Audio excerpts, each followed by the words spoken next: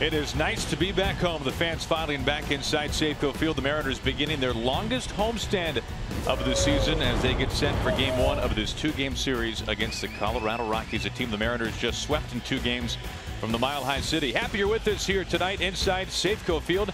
And it is awfully nice to see this man, James Paxton, taking the mound for the first time since the 2nd day of this month. A left forearm strain, pardon me, as Paxton is getting set to toe the slab for the Mariners. The best starting pitcher so far this season for Seattle. As Mike, we take a look at the Rockies starting lineup. Rockies second in average, second in run scored. DJ LeMahieu hitting second in the lineup yesterday against the Mariners, 1 for 3. 3 RBIs for him. Won the batting title in the National League last year, hitting .348 overall. Mark Reynolds, the cleanup hitter. Great start for him, hitting .313 with 13 home runs. And Carlos Gonzalez, slow start, .240, just 4 home runs on the year. He will hit 6 in the lineup for the Rockies. For James Paxton, great to see him back on the mound. This will be his 7th appearance of the year. 3-0 record, a 1.43 ERA, 45 strikeouts over just 11 walks. Opponents hitting .190 against James. And look at the defense. Guillermo Heredia in left field. Really played well defensively. Just 1 error on the year. Dyson in center. Gamble out and right. Segura will get the start at shortstop. Cano just 1 error on the year, and Mike Zunino will do the catching.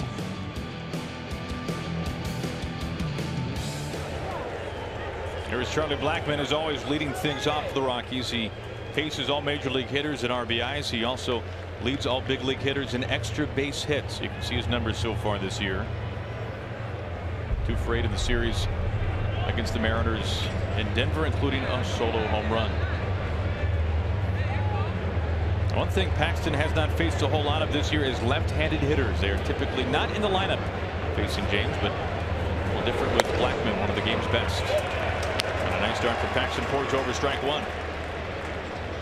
The Rockies have 3 left-handed hitters in the lineup today.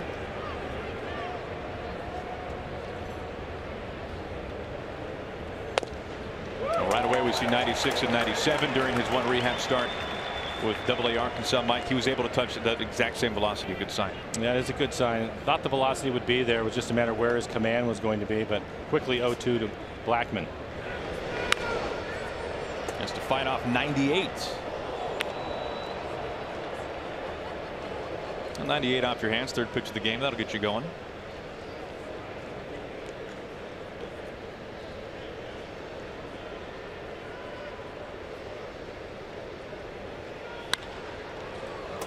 A soft loop over towards Heredia. Now the Mariners left fielder goes over for out number 1. Well located breaking ball from James Paxton. His average fastball this year 96 miles an hour. Curveball, slider, change. Scott Servais spoke very openly today about his expectations for James, called them tempered expectations based on what we're normally used to seeing from James Paxton. Scott is hoping for somewhere between 5 and 6 innings. This is his first time back. I think that's safe. If he's able to command the strike zone, I think he can get to 6 innings with what they want to see today. And so far, 5 pitches, 5 strikes. No signs of rust so far.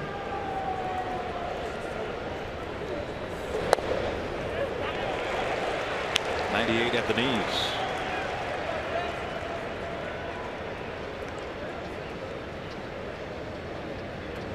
Paxton has had a brilliant career here inside Safeco Field, an ERA of .269 at his home ballpark.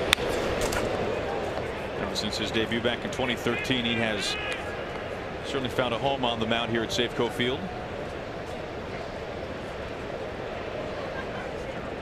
Good to have Bud Black back here at Safeco. First-year skipper for the Rockies. Last time he was here, he was in the Padres dugout. Early strikeout for James Paxton.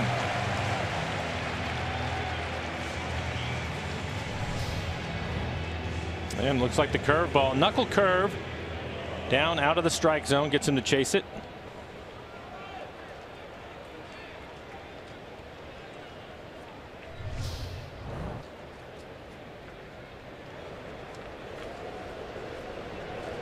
Well, Paxton firing nothing but strikes so far. 2 up, 2 down, now facing Nolan Arenado. Check swing, he goes. Arenado saw his 16-game on-base streak snap yesterday.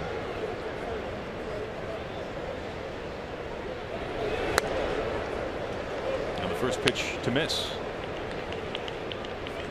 Hitting .407, 7 home runs against lefties this year.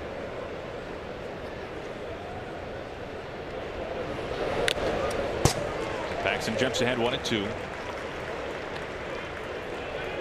And we're seeing this early, Mike. Not only is it 97-98, but it's 97-98 with some paint behind it too. Yeah, you're right about that. It's a good sign. 11 pitches, 10 strikes, 3 batters faced, 3 first pitch strikes.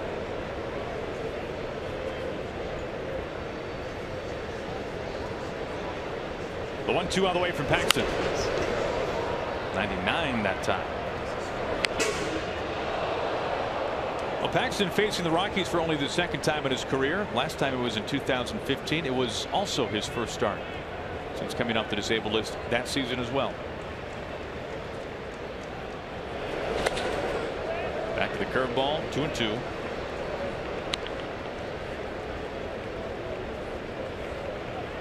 But it is nice to have someone coming off the disabled list for the Mariners as opposed to going on.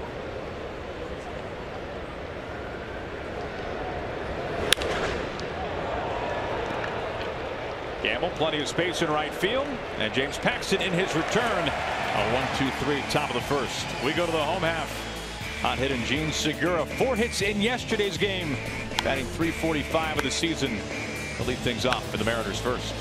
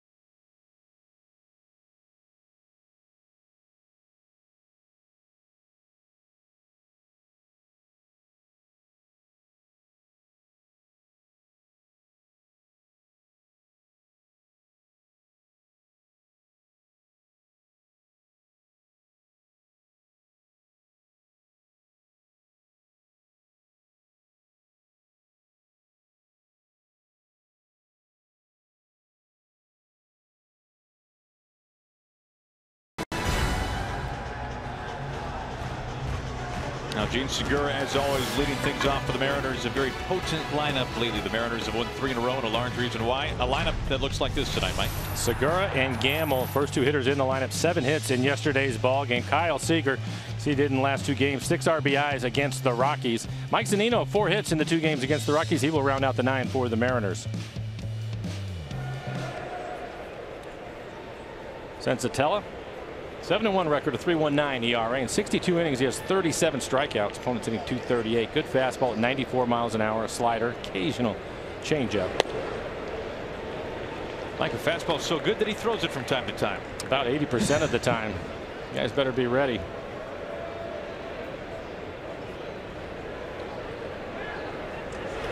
Only 2 guys in the game right now among starting pitchers throw their fastball with a higher frequency. Bartolo Colon, that's no surprise, and Lance Lynn. It will be interesting for me to see him today, because if you're throwing your fastball at 80%, and he has a good fastball at 94, but to see opponents average just .237 against his fastball is a bit surprising when he throws it that often. Thinking that they're just bound to run into one every once in a while? You would think so.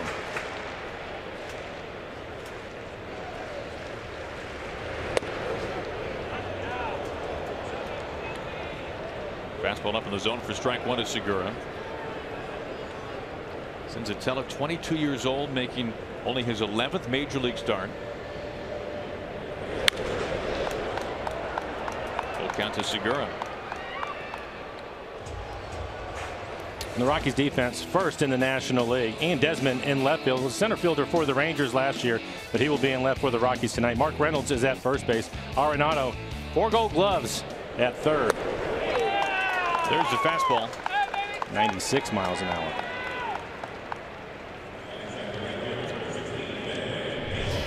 .96 miles an hour, right around the top of the strike zone, above the belt.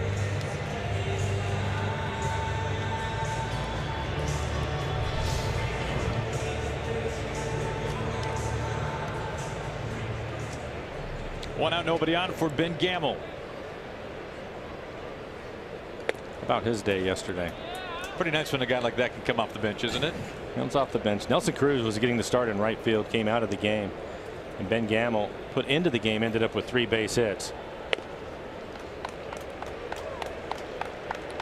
Let's see, yesterday for Ben Gamel, he was a home run shy of the cycle. Average at 306. Good road trip.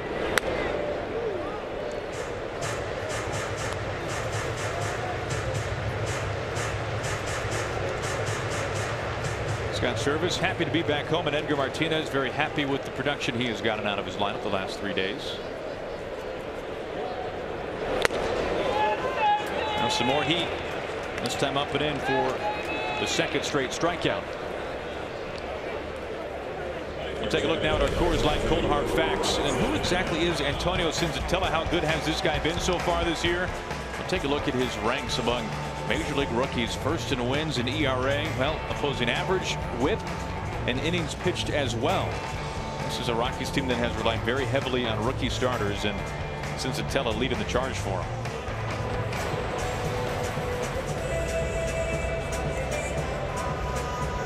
Two up, 2 down. Here comes Robinson Cano, 5 for his last 15.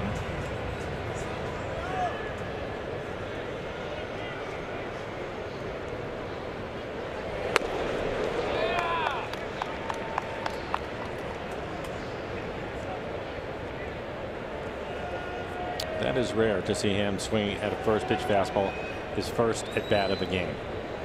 Gives you an idea about the scouting report that they have. Going to take advantage of a fastball in the middle of the plate.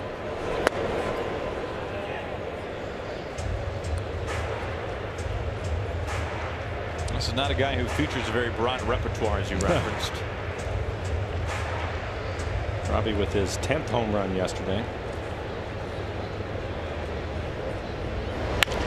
Off the hands. LeMahieu deep into shallow right field, and both starting pitchers have retired the side in order. We are quickly through the first, on our way to the second from Safeco Field, scoreless.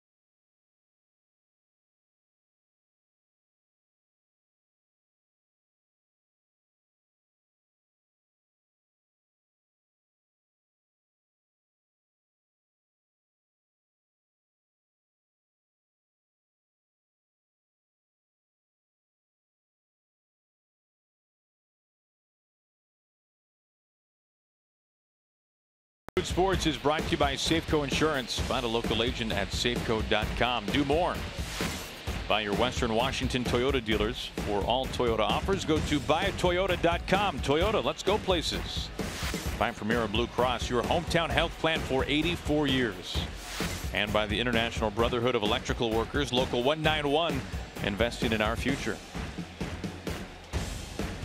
Now some clouds have rolled over the ballpark here in Seattle. The roof is closed as we open up the longest homestand of the season for the Mariners. Paxton quickly through the top third of the order, now facing the middle three.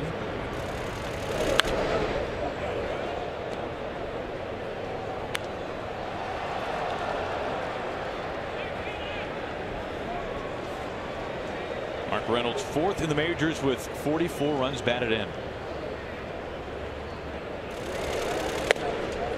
Paxton quickly ahead 0-2.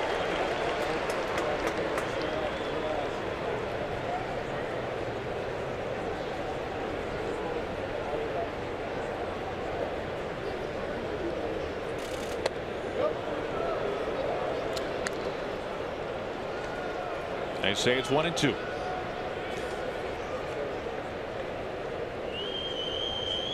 Red hot month of May for Reynolds. Off the hands to Seager on a couple of skips. One down.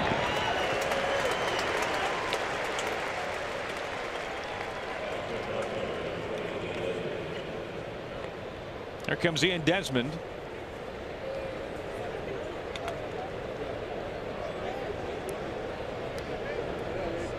Desmond had game one off in Denver, played in yesterday's game against the Mariners. Only 27 games this year, hit in the hand by a pitch in spring training as he cuts through 98 from Paxton.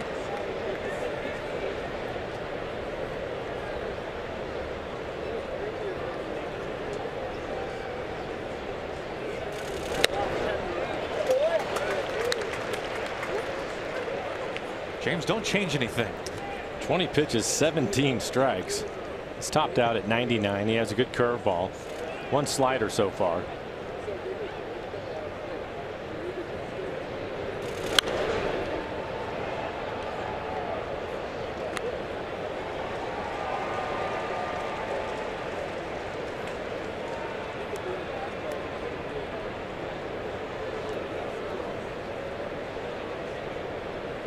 Desmond climbs back in as Paxton fires away on 0-2. Got him. Another good curveball. And both strikeouts coming on this pitch so far. And here's a look at it. Down in the strike zone. Gets him to swing right over the top of it. When you're trying to cheat to catch up to 97 miles an hour, have to lay off the knuckle curve.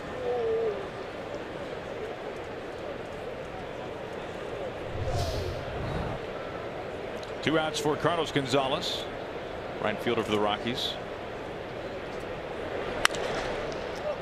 A very quick top of the second. Cano handles this smoothly, and James Paxton 6 up, 6 down. He has not broken a sweat.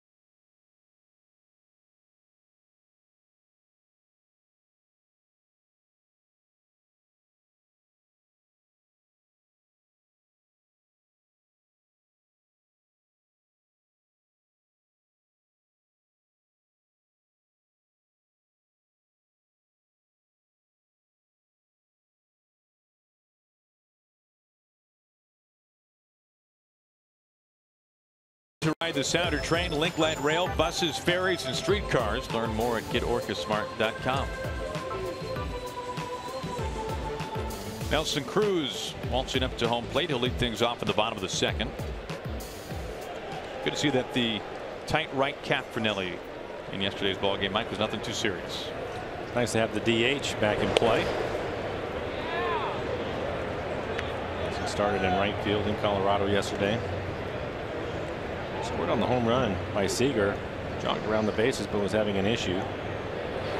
Put Gamble in for him. It's nice to have him back in the lineup tonight. Well, for Nelly, his next home run will be his 100th in a Mariners uniform. By far the fastest player to get to that plateau.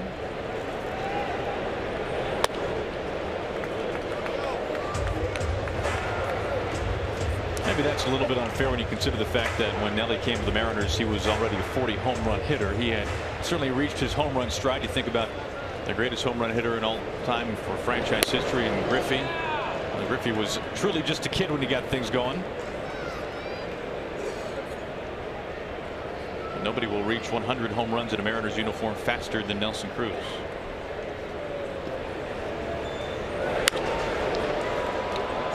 Tailing foul. Reynolds giving us a chase. Still 2-2. Senzatella 97 on that last fastball. Talked about it in the first inning. If you missed it, he throws his fastball about 80% of the time. Has a slider that he likes to use, especially to the right-handers.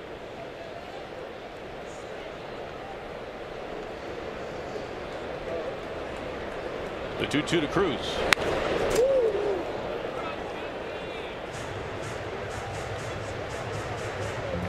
Let's look at the fastball. Opponent's hitting just 237 against his fastball, even though he throws it 80% of the time. Slider's been a good pitch, hitting just 213 for him. Rarely throws the changeup. An appeal down to first. He does not go. Is that sustainable, Mike? A starting pitcher with basically 2 pitches? I shouldn't say that. He has the changeup. He just doesn't throw it very often. He doesn't throw it very often, and that might be something that he develops over the course of the year. One of the reasons why I wanted to see him now. You look at his average fastball at 94. That's a pretty good fastball. If Nelson will get a base hit right here, that's a pretty good fastball. But we've already seen 97, and we've seen him elevated. And typically, when he's down, it looks like he has some pretty good sink to it. So a couple of different looks at his fastball. First base runner of the ball game. We told you that Senzatella, a rookie, 22 years old, from Valencia, Venezuela, the same hometown as you know as the King, Felix Hernandez. You got the chance to meet Felix for the first time yesterday in Denver. An absolutely huge Felix fan. It was a real thrill for Senzatella yesterday from Coors Field. And he is such a fan that one of Senzatella's own teammates, Ian Desmond, has nicknamed him Little Prince. So he is working to get to King status. 7-1 record. He's on his way.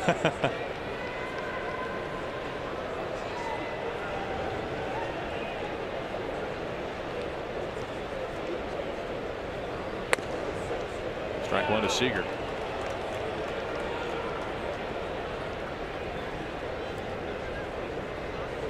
Seager a home run yesterday. 6 for his last 15 now. It was his first home run against a lefty this season. Something he did very well last year.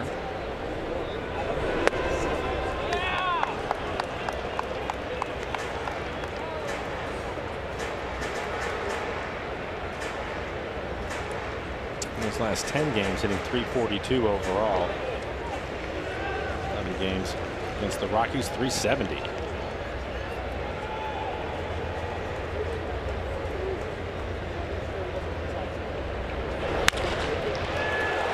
Can't get there. Cruz into second. Seager is aboard. Back-to-back base hits for the Mariners to begin the bottom of the second inning.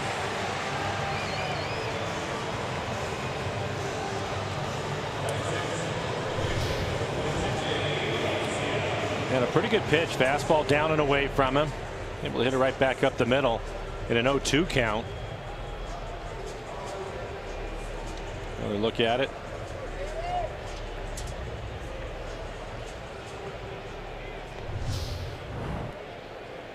Mariners stack some base runners. Cruz at second, Seager at first. Danny Valencia saw his 7-game hitting streak come to a close yesterday, looking to start a new one today. It's been a good month of May, hitting .333 in the month.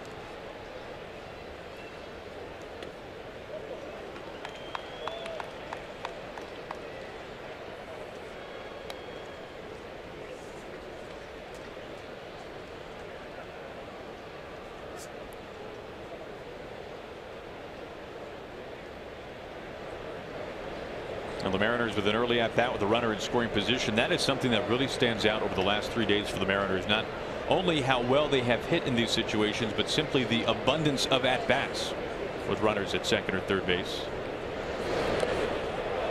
Off of Walters, and both Cruz and Seager move up a station.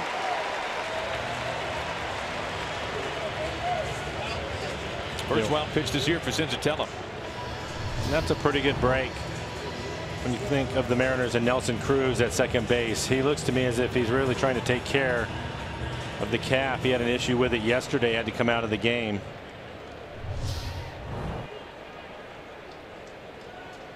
So with a base hit, he can take his time scoring.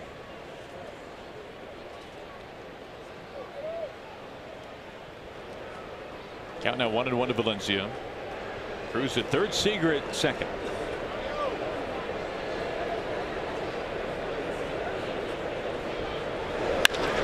The opposite way, slashed. Cruz comes in and scores easily. Seager making the turn, and he comes home. Valencia brings both runners across home plate. It's 2-0 Mariners as Valencia stands up at second.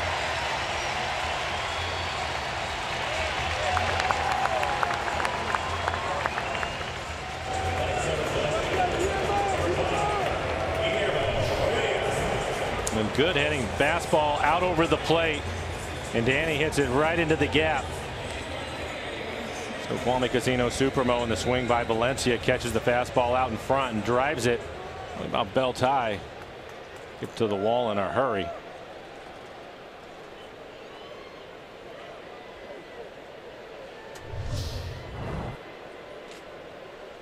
Still nobody out, 2 runs in for Guillermo Heredia. In play to Story, a low pick. We saw this exact move from Story back in Denver. It's a fine play. Valencia on to third, 1 out now. He's got that move down. Has some range to his left, a strong throwing arm as he will spin to throw out Heredia. Heredia can run. Pretty good play.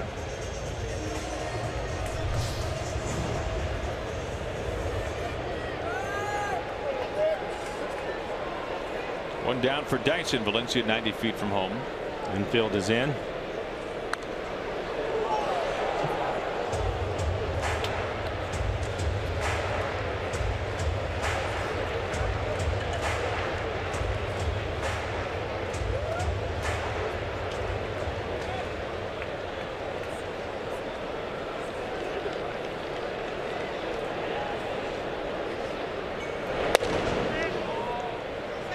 Just missing 1 ball and 1 strike.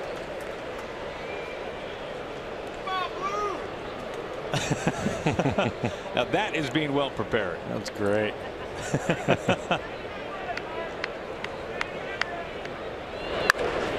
Blocked down by the pole, right field. This is a foul ball.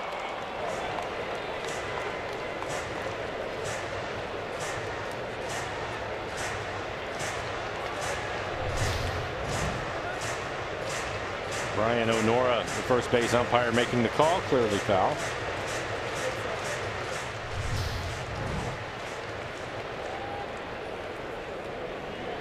Ball and 2 strikes on Dyson.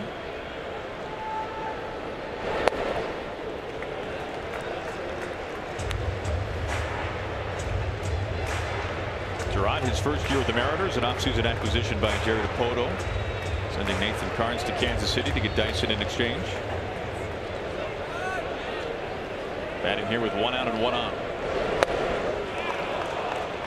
Third strikeout for Cincinnati. We'll take a look at our CenturyLink What's Next final game of the series. This is a Mariners matinee tomorrow. We'll be on the air at noon here on Root Sports. Giovanni Gallardo gets the ball for the Mariners.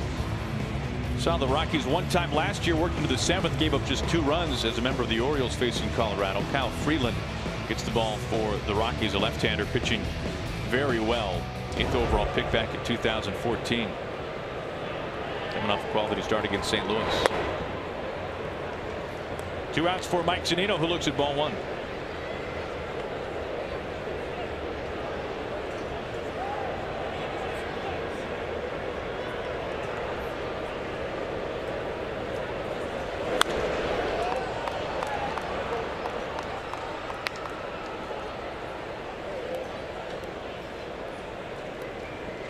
Now Rob Nodine, one of the Mariners' athletic trainers, talking things over with Nelson Cruz. You think this has something to do about a calf, Mike? I think so.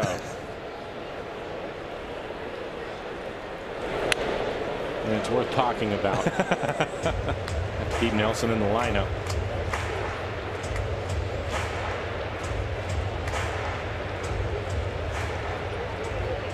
Valencia at 30 brought in 2 runs with a double.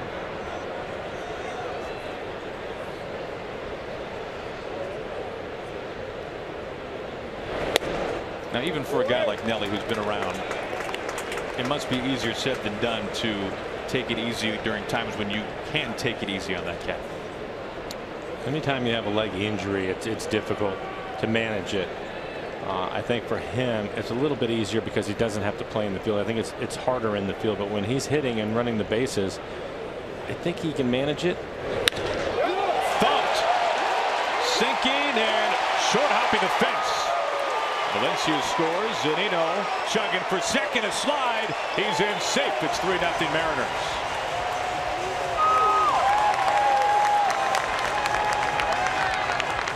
Fourth hit this inning, the second double.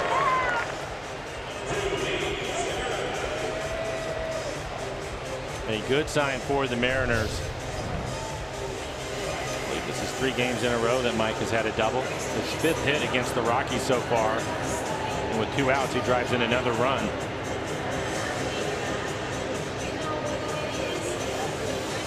Good sign.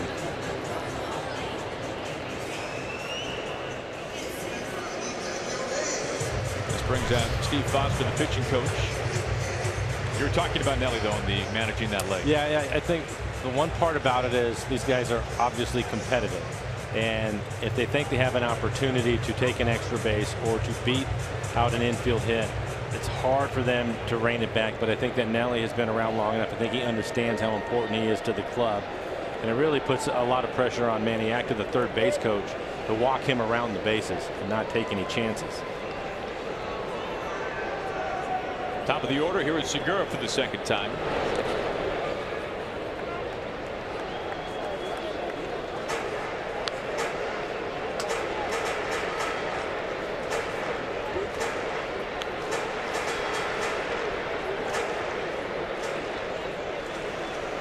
Bud Black working with a rotation of 4 rookies right now, and they pitch very well.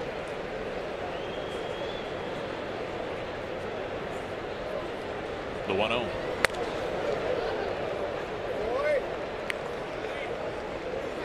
Now Cincinnati coming off 8 scoreless innings against the Cardinals at home.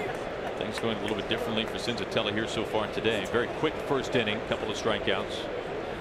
The first 3 men reaching here in this third, all 3 have come home, including those 2. 28 pitches in the inning, 41 total.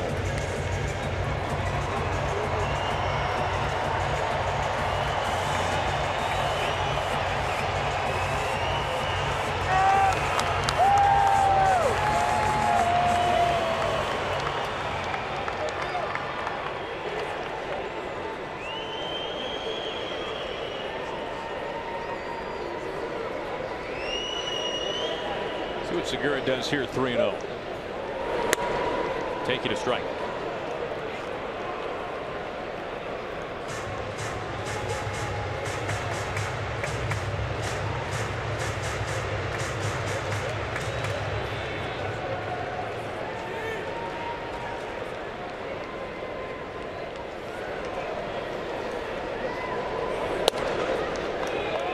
Now full count.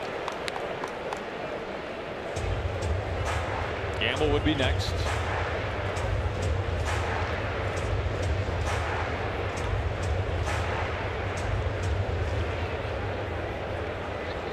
Zunino, an RBI double, stands at second. The 3-2 to Segura.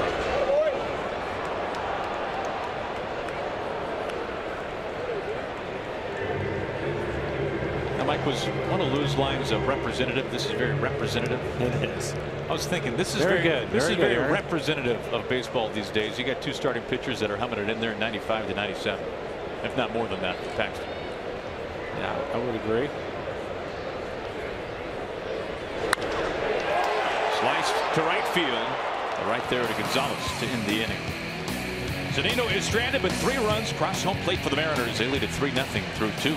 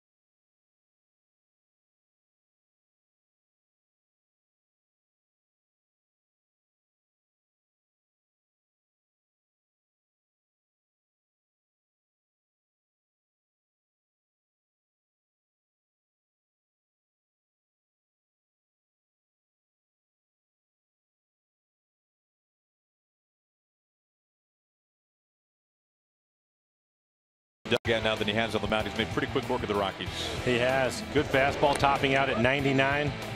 Excellent curveball. His fastball command was something we were worried about, where he hasn't been on the mound since May 2nd, but nothing but strikes. 23 pitches, 20 strikes.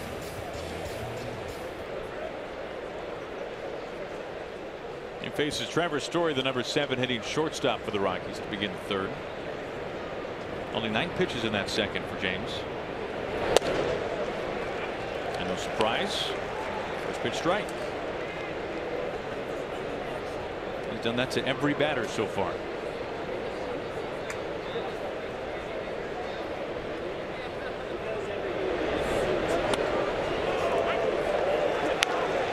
That might be the slowest pitch on record from James Paxton.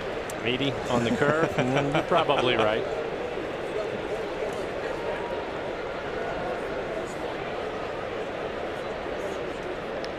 Paxton's 0-2. Finishes him off with 97 mile-an-hour heat. First strikeout that has not been on the curveball. Join us for the final college night of the school year. Friday, all students with a valid ID can purchase $13 tickets plus enjoy extended happy hour up to first pitch. For tickets, log on to mariners.com/college.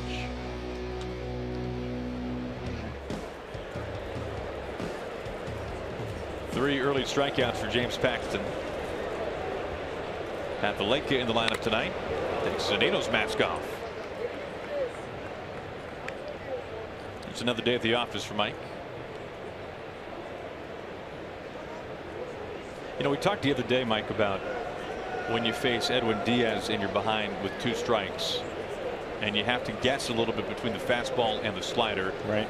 Is there any type of similarity between that and what we see with Paxton with, well, tonight it's been the curveball and the fastball. We know that he, as we just saw, he has the slider as well. Yeah, I think that you have to look. The first thing that you have to do is you have to be able to get after the fastball from him. He throws his fastball at a pretty good pace. It's going to be around 70% of the time with his fastball, and If you look at the video and look at the scouting report, he typically is going to pitch in. So 97 in on your hands, and it's an easy 97 for him. You have to get going a little bit early, and once you commit, you're going to see swings like that on the breaking ball. The key to it is with the breaking ball, as you take a look at it, opponent's average is 136 against it. Strike percentage at 60%. He'll also bounce it at times and get you to swing over the top of it. And the count, he'll throw it 27% of the time. So you're trying to balance that as a hitter, and you just can't do it. There's a fastball inside after the curveball. Back-to-back strikeouts to start the third.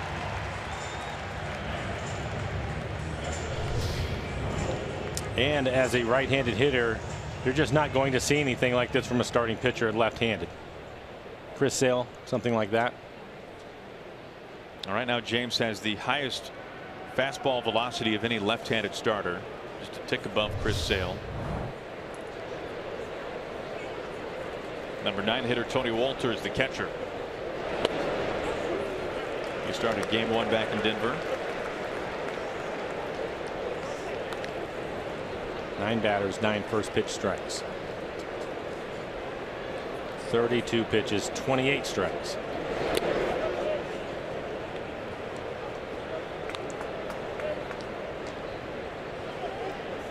I mean, he hasn't pitched in a while, right, Mike? A month.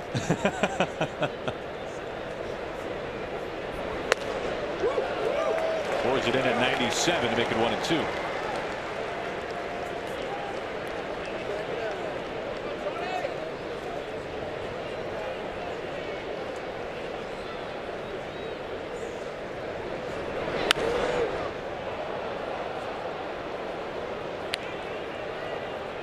Paxton made 1 rehab start. That was 5 days ago for AA Little Rock.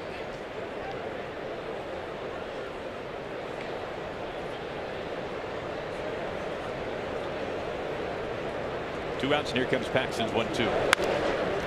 Seager with a dive, and a stop from the knee up the line and under Valencia's glove. This turns out to be 2 bases. A phenomenal work by Seager to get there.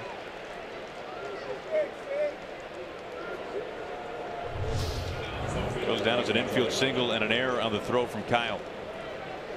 Snoqualmie Casino Supermo and the dive by Kyle. Had to throw it from his knees and wanted to bounce it over there. It was wide of first base.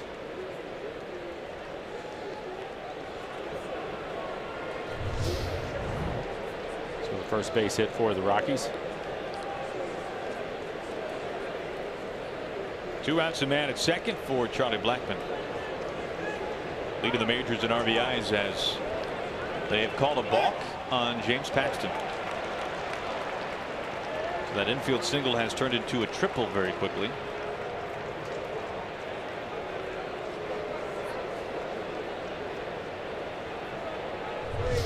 Let's see if we can find it. Yep, right there. Started, he knew it.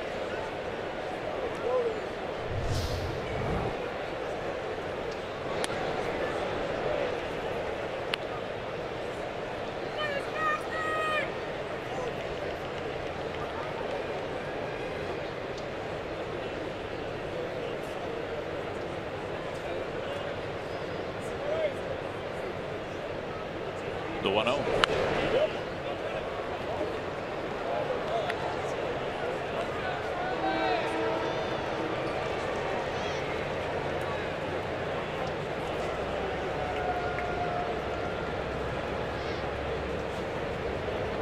Paxton sat down the first 8 Rockies hitters in order before that infield single and the error.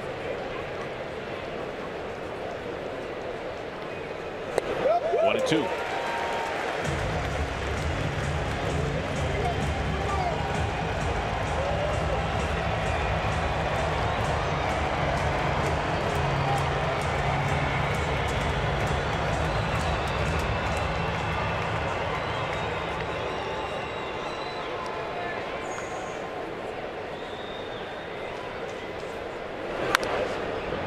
Very defensive from Blackmon there, trying to fight off 97.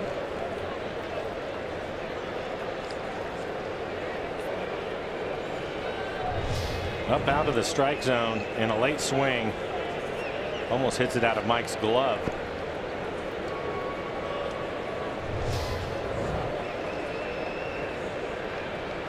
The 1-2. A weak flick on the ground over to Cano. Blackman close, but out at first base. James Paxton has faced one over the minimum through 3 scoreless innings.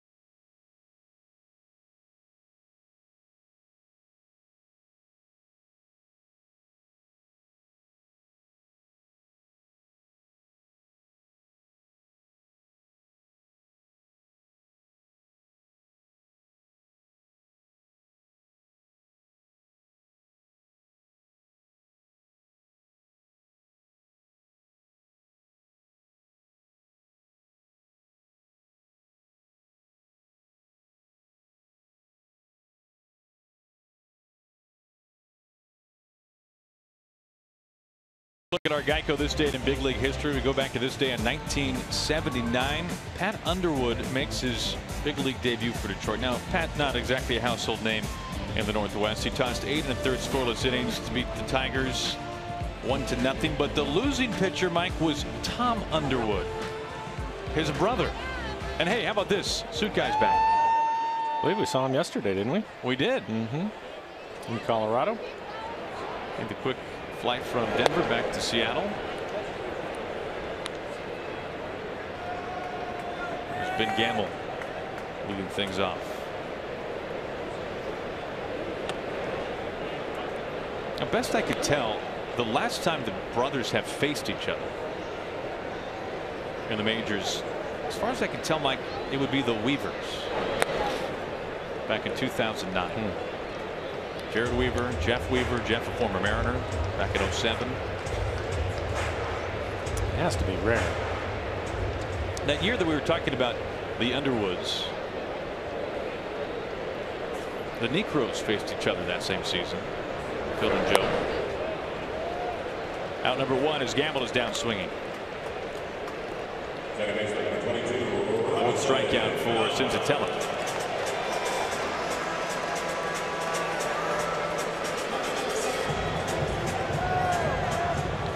One out for Robbie in the bottom of the 3rd.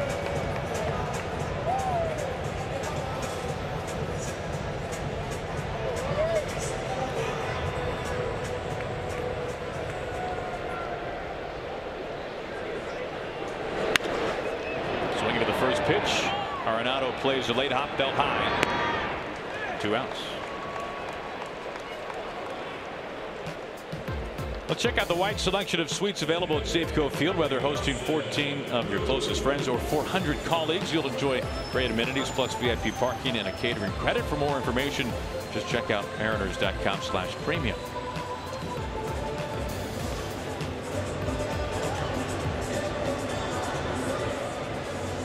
Two up, 2 down, now facing Nelson Cruz. Good sign to see him still in the lineup. First base hit for the Mariners and worked his way around to score the first run. Again, having a calf injury, you could tell that he'd take it easy. Talking to the trainer, Rob Nodine, after he had scored.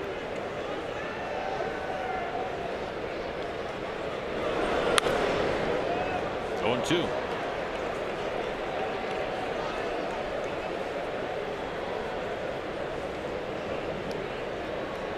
Came out of the game yesterday after the second inning in which he scored.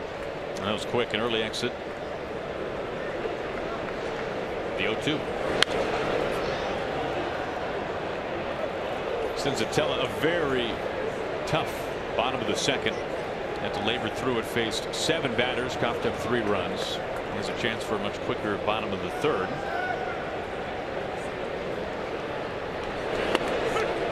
And that in fact happens as Nelly not too pleased with the call of that 97-mile-an-hour fastball. We are through 3. Having a fun time here inside Safeco Field.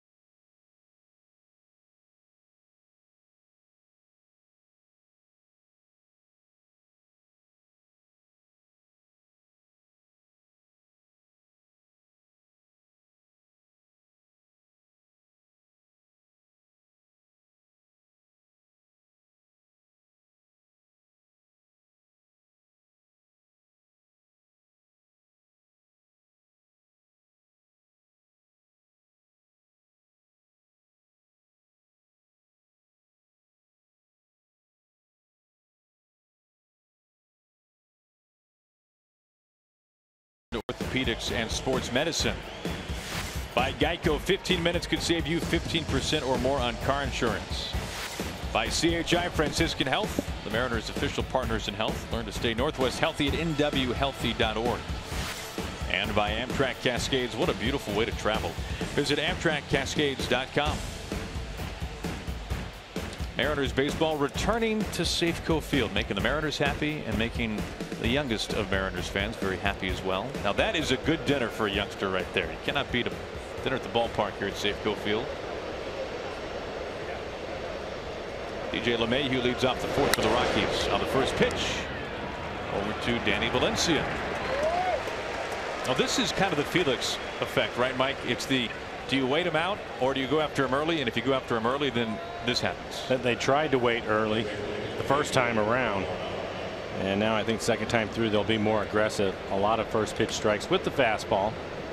Try to take that away from him if they can. But it also might mean that he's in the game a little bit longer because of quick outs. That's a first pitch strike to 10 of the first 11 hitters. Make it 11 to 12. With a curveball.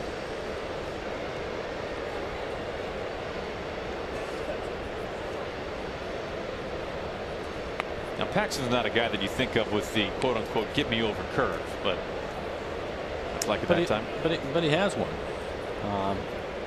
Later in the count he'll try to bounce it, probably throw it a little bit harder. Ahead of Arenado, 1-2.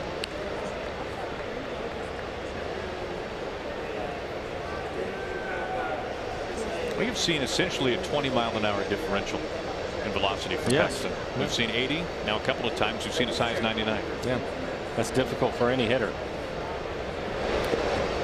There's the breaking ball. 82 on the curveball, that time in the dirt. That is by design.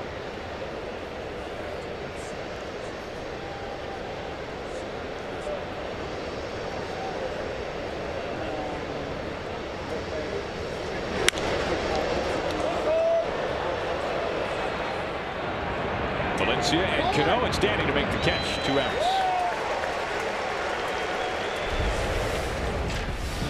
Well, how about we take a look at our Delta Airlines keep climbing standings. The Astros have far and away the largest lead of any first place team in a division, as the Mariners right now 13.5 games back. And how about the Angels, Mike? Last night, Albert Pujols, career home run, 5.99, facing his former teammate, by the way, Jaime Garcia, as they I did not know that. Little interleague action tonight. Last night's home run came off of Bartolo Colon, probably a fastball, and tonight facing Garcia and the Braves, so a chance for number 600 to come off a guy that he once played with in St. Louis. 600 home runs. That is amazing. It's amazing. It's a great career. First ballot. 2 outs for Mark Reynolds. 1 ball and 1 strike.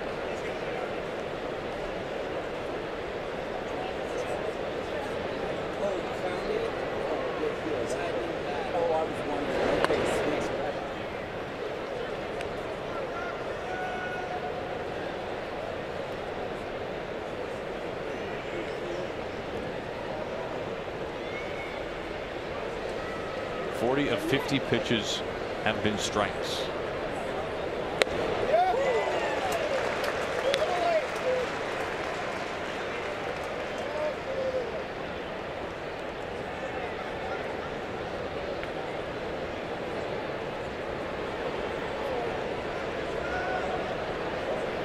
Paxton's 2-2. Cano in the exact right spot. And for the 3rd time in the first 4 innings, James Paxton has retired the Rockies in order.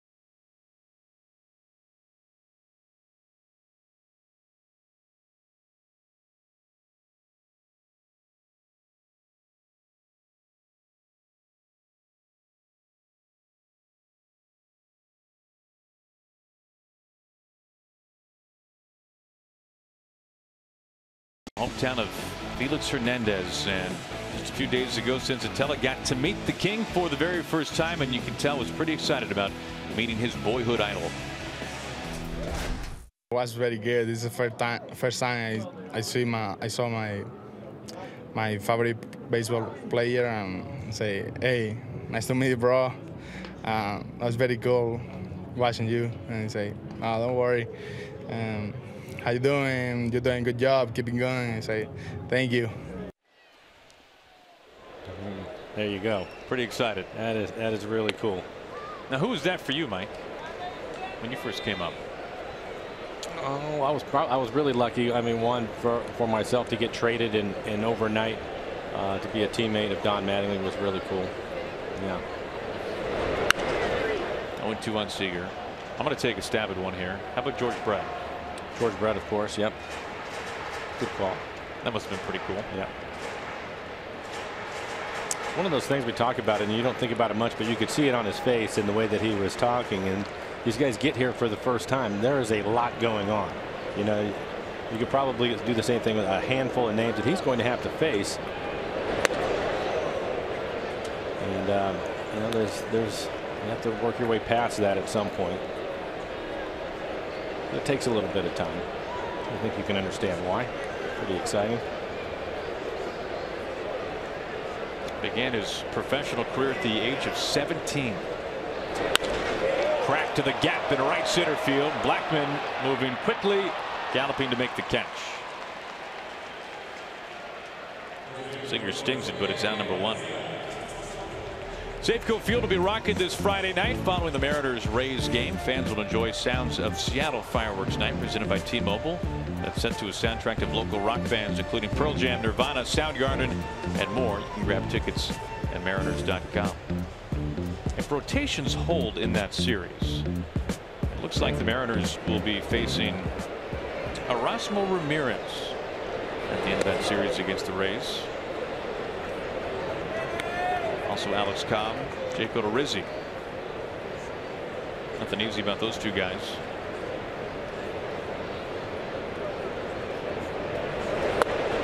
Oh, 2 on Danny.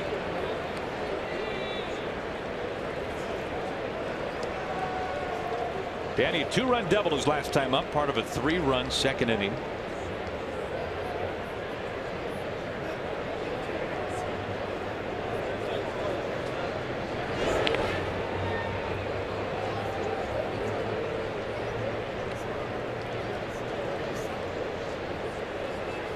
Now the Mariners today a chance to win their 4th game in a row.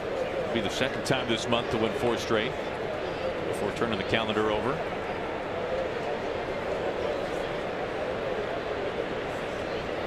Got Tim Bogart back with the ball club. Softly hit into center field. Blackman strides in for out number 2. We take a look at the Mariners calendar brought to you by Mattress Firm. You are looking at the longest homestand of the season for the Mariners. 11 games in 12 days. Mariners matinee tomorrow. 12:40 the first pitch. Then the Rays for 3, as we were just talking about.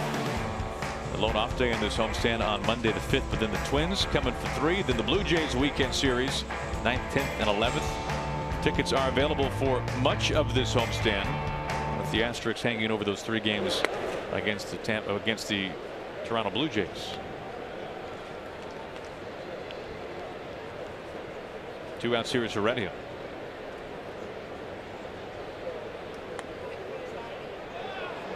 Hey, just to close out that thought on Tim Bogart, good to have him back. Was gone the last couple of days for a family graduation.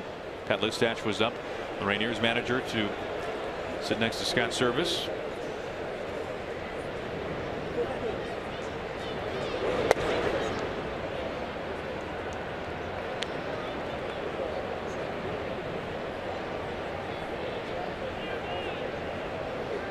Heredia robbed of a base hit by Trevor Story, the shortstop for the Rockies, his last time up.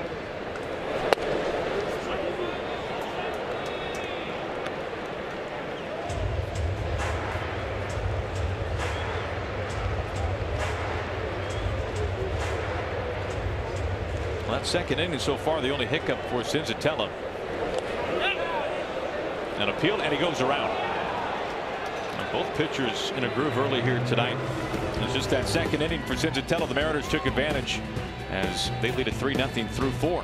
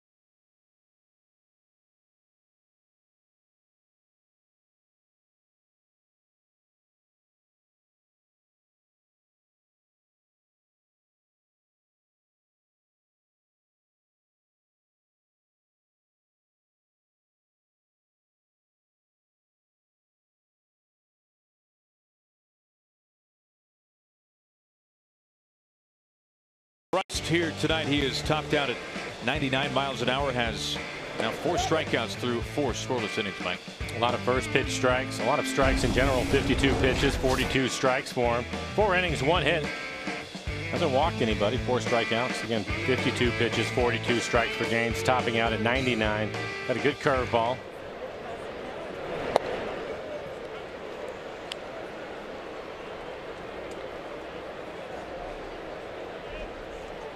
Desmond struck out on one of those curveballs back in the second. A 9-pitch inning for James Paxton.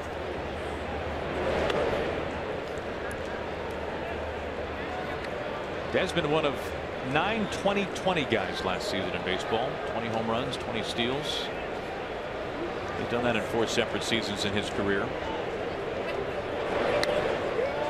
Funny swing there. 1-2. A good curveball down out of the strike zone.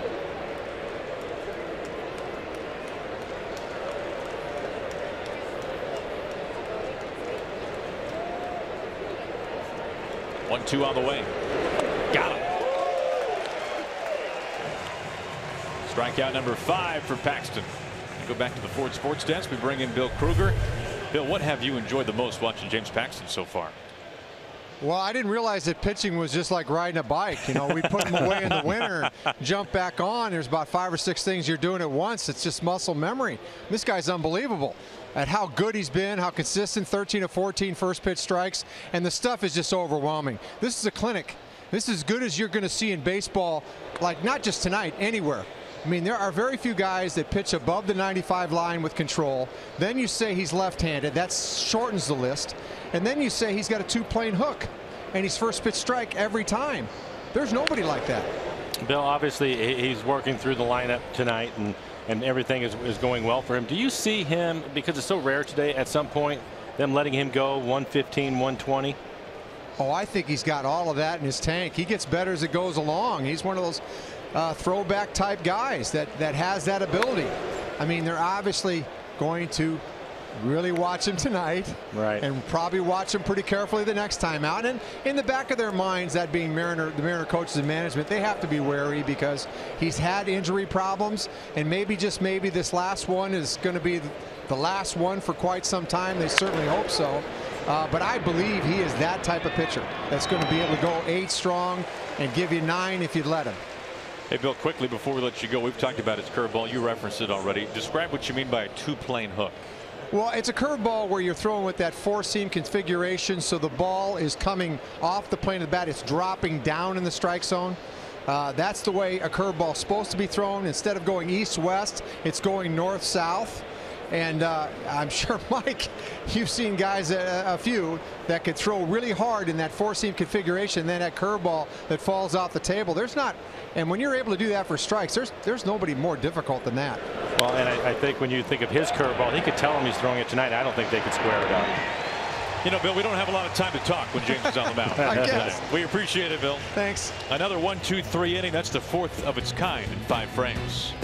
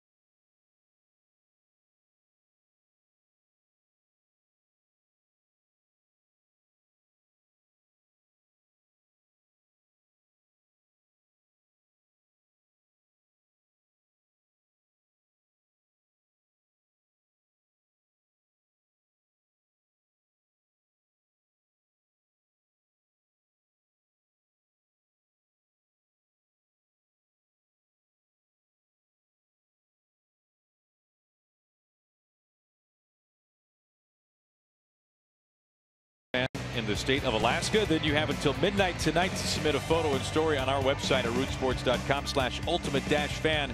And you could win a VIP trip for 2 to Seattle for the Mariners' ultimate weekend event in September, a personalized jersey, and much more.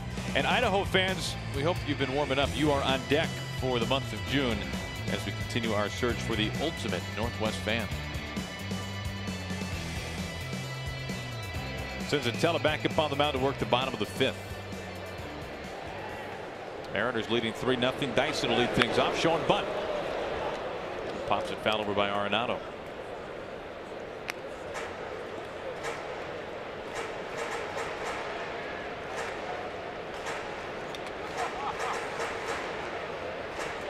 If you go back to yesterday's game for the Mariners, they had 2 separate innings scoring 3 runs.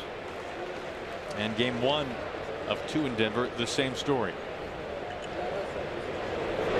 So in 3 games now, this is they have had now 5 innings scoring 3 runs. And you think about for a while, Mike, 3 runs in a game for this lineup seemed like an impossibility for a short stretch of time, let alone 3 runs in an inning. No, you're right. And again, for the most part, that is when Cano went on the disabled list, and even probably 4 or 5 days after he came back before they ended up getting back on track again. That's how important he is to this club.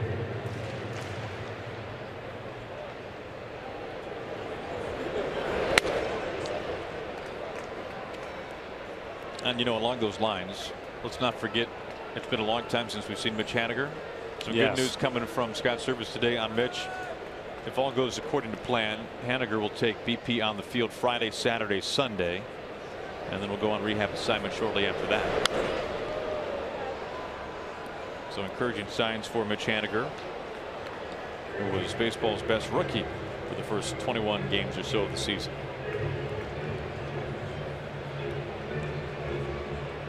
Forget rookie, he was simply one of the best players. Right.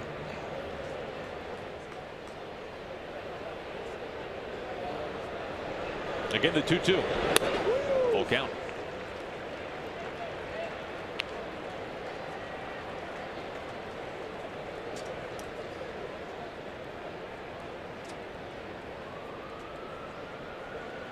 Let's see. I wonder what he'd be coming home with here on 3-2.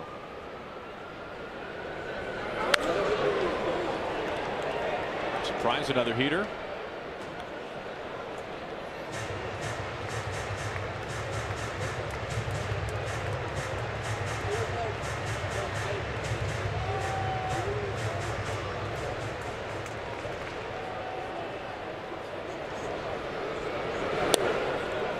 Leadoff walk. First walk from Cincinnati tonight. This Saturday is Nelson Cruz bobblehead night presented by KeyBank. The first 20,000 fans will take home a bobblehead featuring the Mariners power hitter. You can log on to mariners.com for tickets.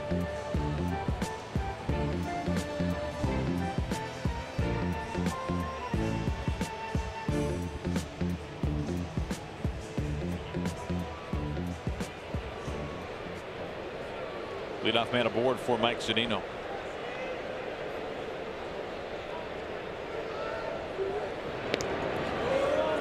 The only other inning the Mariners have had the leadoff man reach, that was the second. The Mariners scored 3 runs.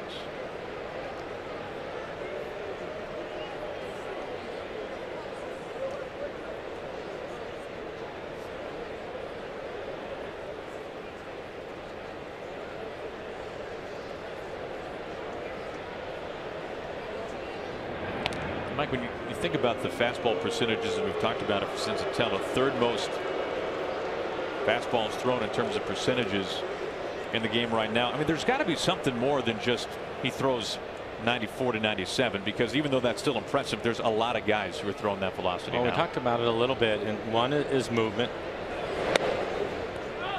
2, coming out of his hand. If you're not picking up right away, the fastball, the late life to it will get on you at home plate.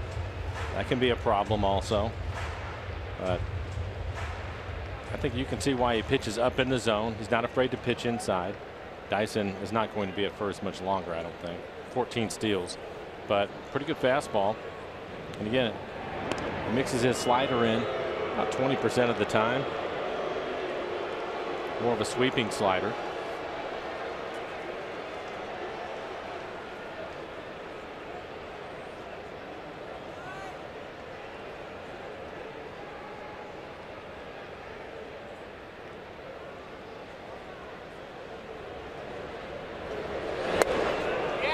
1-2.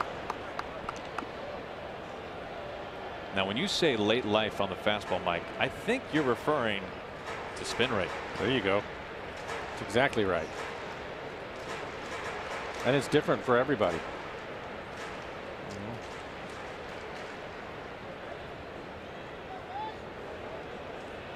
Dyson demanding a lot of attention. Leads the American League with 14 steals. We've talked about it with Nick Vincent. Sure. And Nick's fastball is at 90, but he throws it by guys. I don't think they pick the ball up out of his hand as early as they do on most pitchers, and that's the reason why Nick can throw his fastball at 90 miles an hour and throw it by guys. This idea of a rising fastball kind of defies all things that well, it defies science, put it that way. But if you can stays closer to on the same plane, right? Right. As opposed to everybody else's who starts to drop. Right. So it looks like it's rising.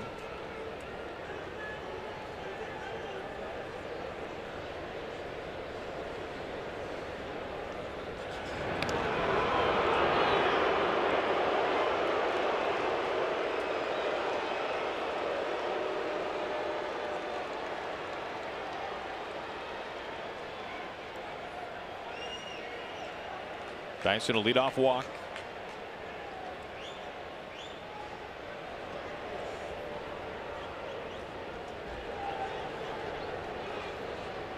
A long hold. 1-2.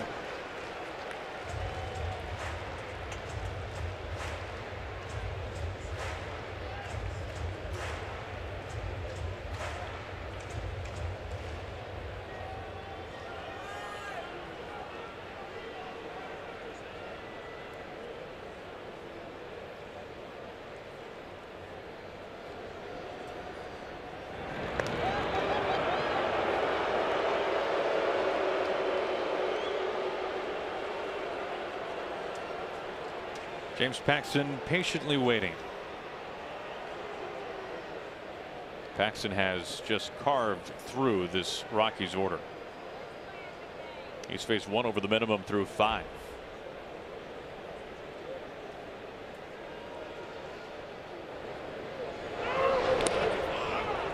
They roll a balk. We have seen a balk on both starters. Don't think he stopped that time. Bud Black wondering why.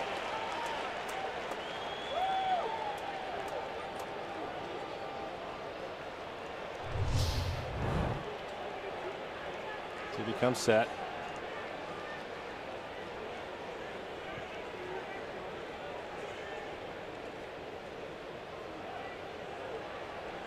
It's pretty quick. Runner now at second. No matter the base, they will keep an eye on him.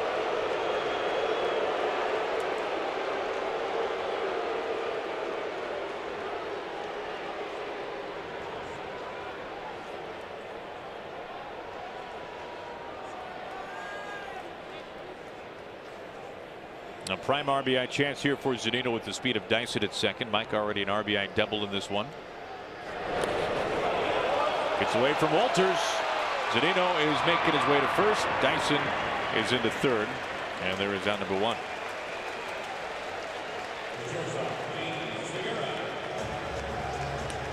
Dyson will move up on the wild pitch.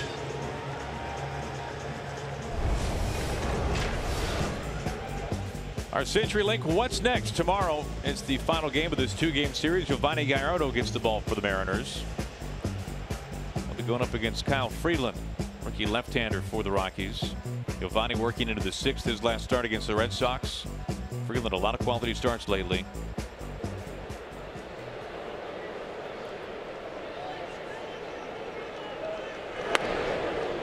First pitch missing is Segura. The infield is in for the Rockies. Would not be surprised if Dyson goes on contact here. With his speed, put the pressure on the defense. It's a very good defense, first in the National League.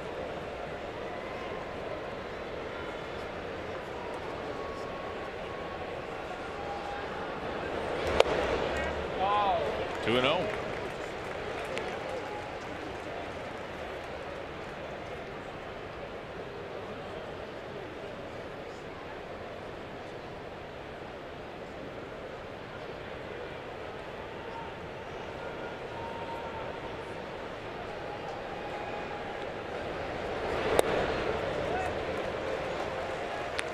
Segura in the driver's seat now. 3 balls and no strikes.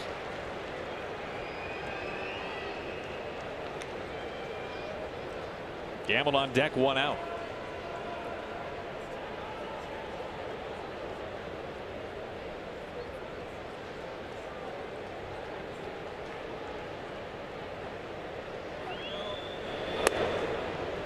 Runners on the corner. Second walk this inning.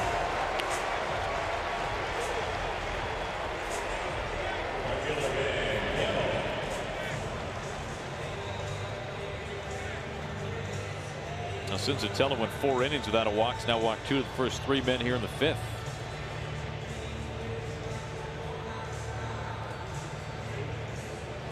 Gamble a strikeout victim twice. Simply putting the ball in play here with Dyson at third base could make it 4-0.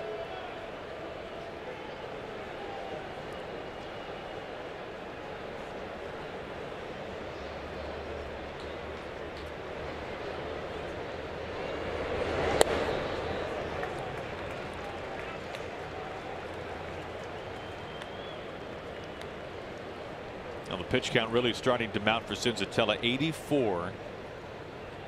With just 1 down here in the 5th. He's only reached 100 one time this year. It was 105 for a season high.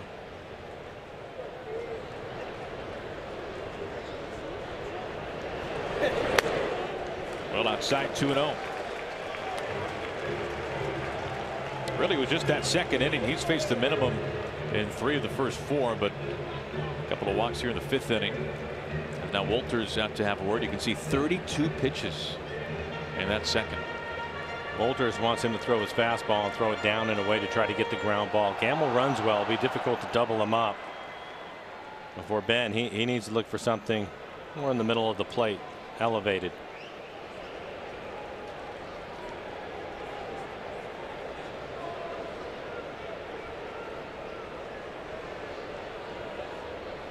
Two-0 to Gamble. And a good pitch to hit. Good fastball at 95.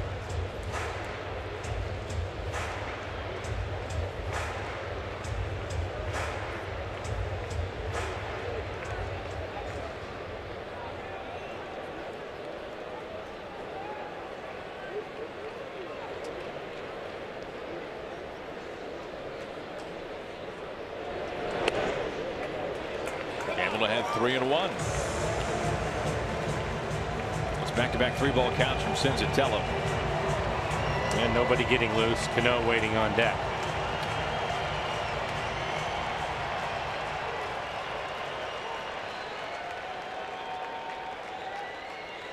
Well, to this point, Cincinnati has handled the top third of the order pretty well.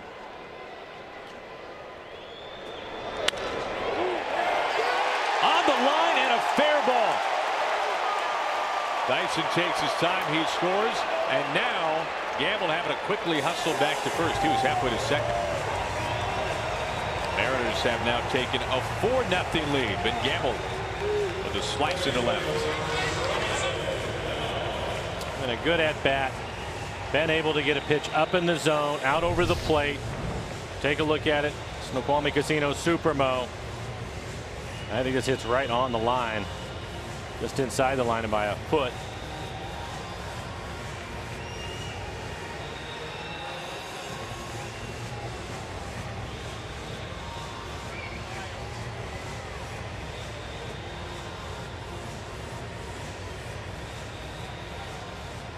And with that base hit, the Mariners are 3 for 7 with runners in scoring position. The last 3 games, now 4th game, that average going up. Jordan Lyles beginning to loosen up in the bullpen. Second visit out to the mound from pitching coach for the Rockies, Steve Foster.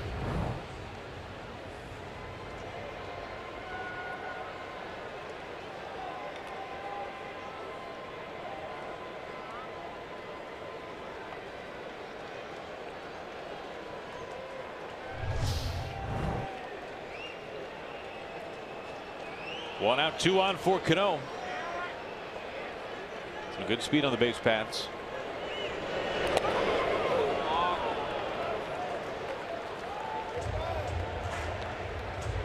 Now the Mariners 3 runs in the second, a run here in the fifth, and a chance for more.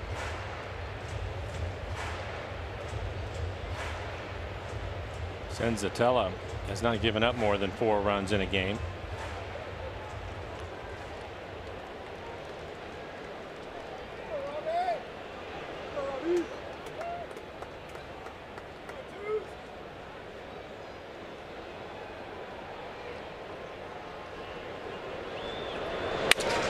Saws him off. Reynolds over to Senzatella, 2 outs.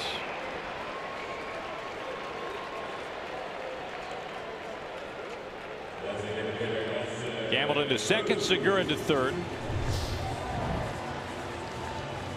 Fastball in off the plate. Splits the bat in half.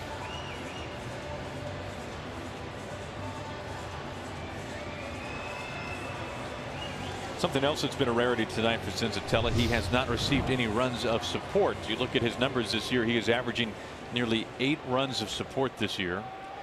And that's not easy to do when your lineup is facing James Paxton, as the Rockies are finding out.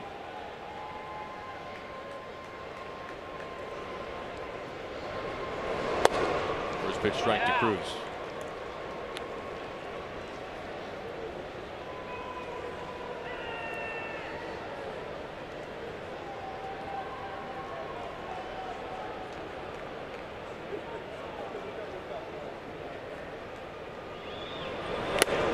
Yeah. 0-2.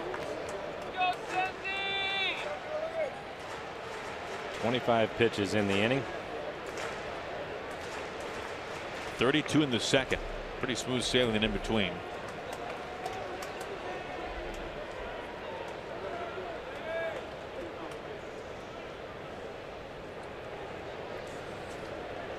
Nelly, a single and a strikeout so far tonight. Walters keeps it in front of him, 1-2.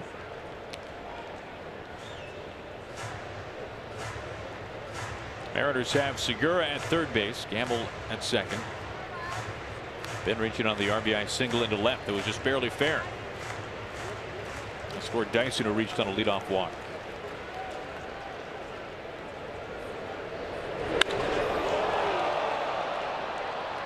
Looks like he got jammed a little bit. Desmond makes the catch for round number 3. The Mariners strand a couple in scoring position. Antonio Senzatella, the rookie out of Valencia, Venezuela. Real boyhood fan of the King, Felix Hernandez, pitching in his house here tonight.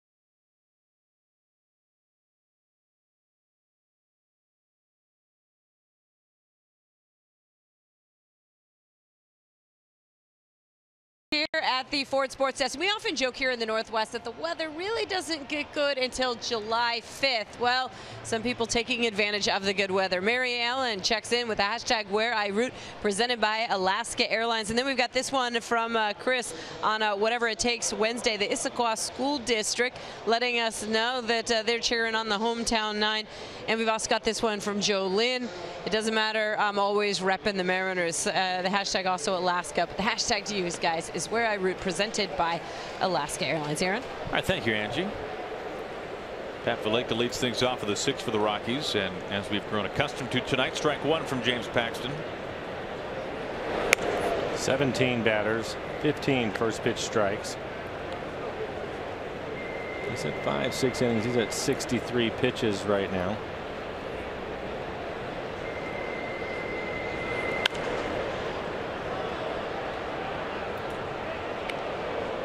We've talked about this from time to time over the years, Mike. There's one thing to have a guy who throws first pitch strikes, and then it's another to have a guy who throws quality first pitch strikes. Yeah, but I think even for James, he's feeling it tonight, and seen a lot of pitches. Another breaking ball in the dirt. Nice play by Zunino. Another strikeout. Number 6 for Paxton. But there's been times when he has just reached back, and it's been right down the middle, but at 98 miles an hour.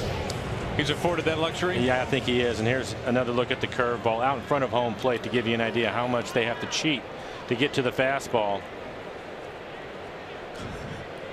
He's bouncing it on purpose for that reason, though. And again, you have to get it started early, and by the time you recognize the pitch in the dirt, it's too late. No chance. And another strikeout.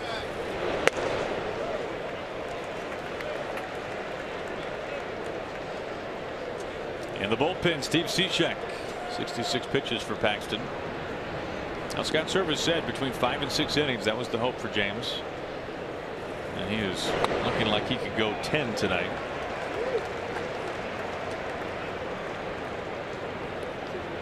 But coming off the DL, you can understand why the coaching staff might want to go shorter than longer tonight with Paxton.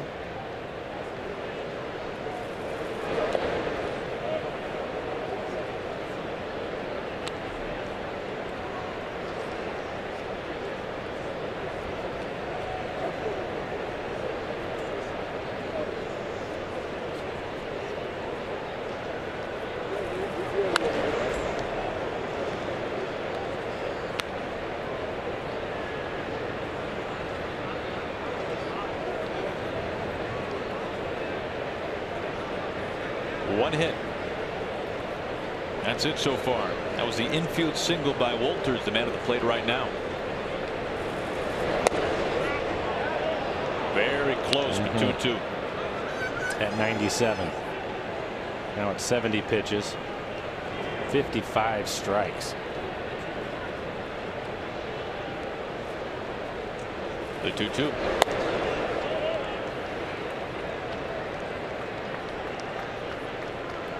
This is the first 3-ball count for James Paxton.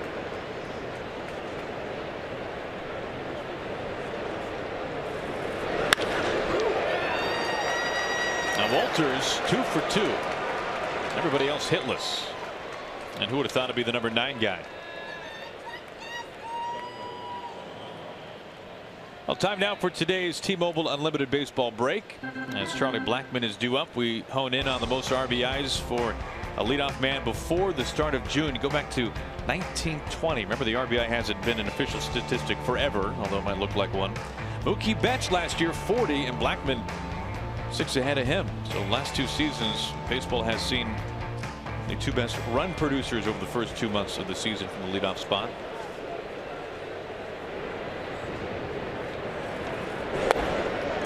Ball went to Blackmon.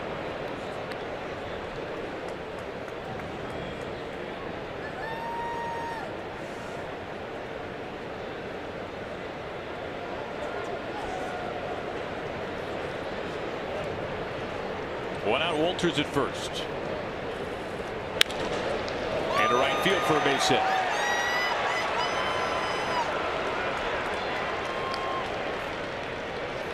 Walters into second. Blackmon, his first base hit tonight.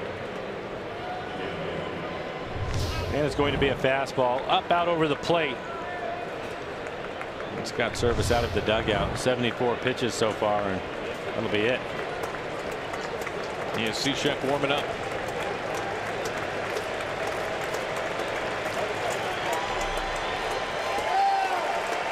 Pretty amazing stuff here tonight for James Paxton in his return from the disabled list.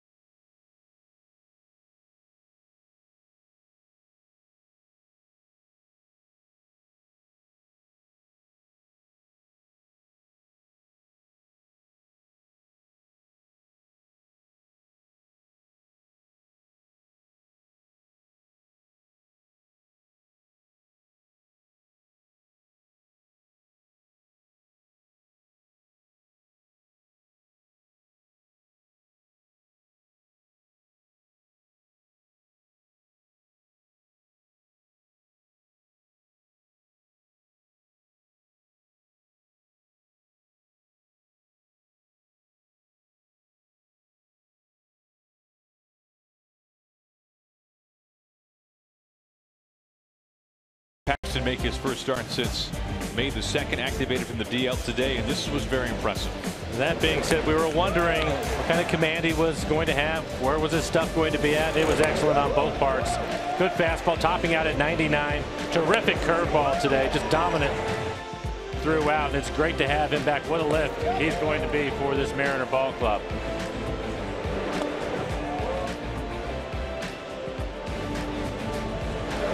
Paxton with the curveball as low as 80 miles an hour, with the fastball as much heat as 99, as Scott Service came out after 5 1/3 and took the ball from the lefty from Lander. Here at the final line. 5 1/3, just 3 hits. Didn't allow a run. He is responsible for the 2 base runners. Didn't walk anybody. A good sign there. 74 pitches, 57 strikes. 19 batters faced, 16 first pitch strikes. Time now for our Beacon Plumbing call to the pen. Steve Cishek. Just his 5th appearance on the year, 2 2/3. A couple of strikeouts and a walk. His fastball's been right around 90. Sweeping slider.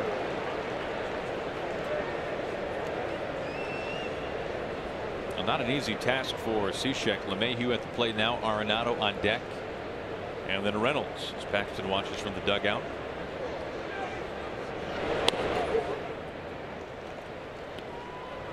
Talking to Bill Kruger earlier, this has to be difficult for him. He understands why he's out of the game, but when he's used to throwing 110 pitches and getting himself out of trouble, it's difficult, and he knows why he was taken out of the game. Especially when his stuff has been about as nasty as imaginable here exactly. tonight. Into right field, a foul ball. 1-2.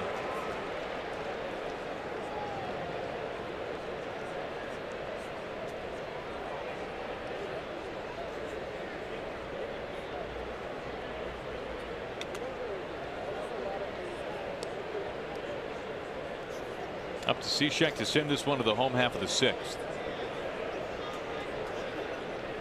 Segura out for a quick talk. And now he wants Zunino to come and chat as well.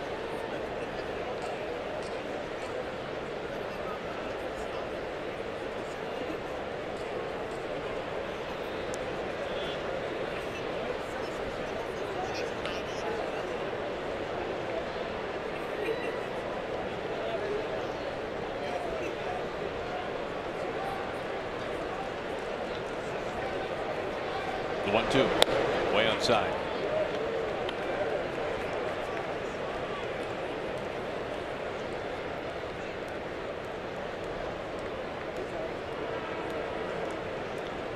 With Paxton going over 5 innings, exiting with the lead, and the base runners being what they are in the score as well, this is technically a safe situation for Cishek up on the mound. A soft loop right to Robinson Cano for out number 2.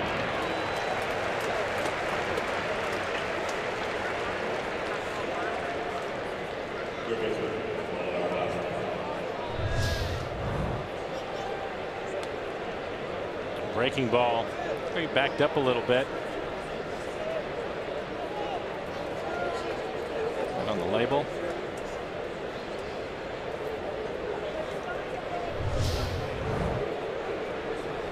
Two outs, 2 on. Arenado at the plate.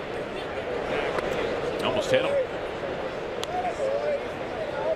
78 miles an hour, gave him some time to get out of the way.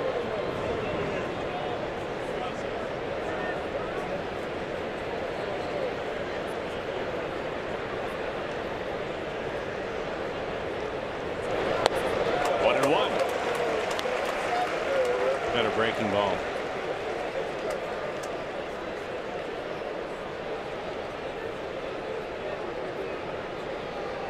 Arenado batting with Walters, the catcher, at second. Blackman at first. Both reaching on singles against Paxton.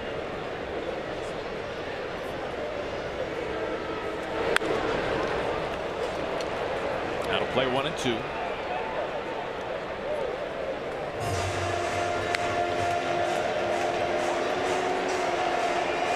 Cincinnati is done for the day. He's got 5.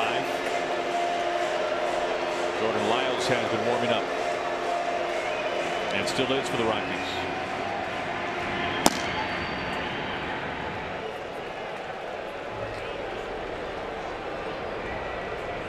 Cishek needing 1 more strike to send this to the bottom of the 6th. Here's 1-2.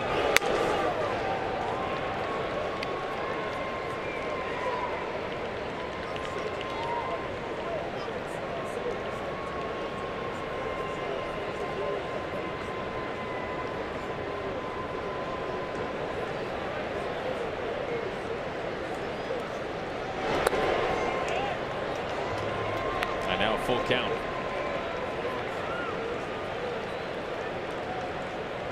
Reynolds on deck with 2 outs. Long string of right-handed hitters in this lineup for the Rockies.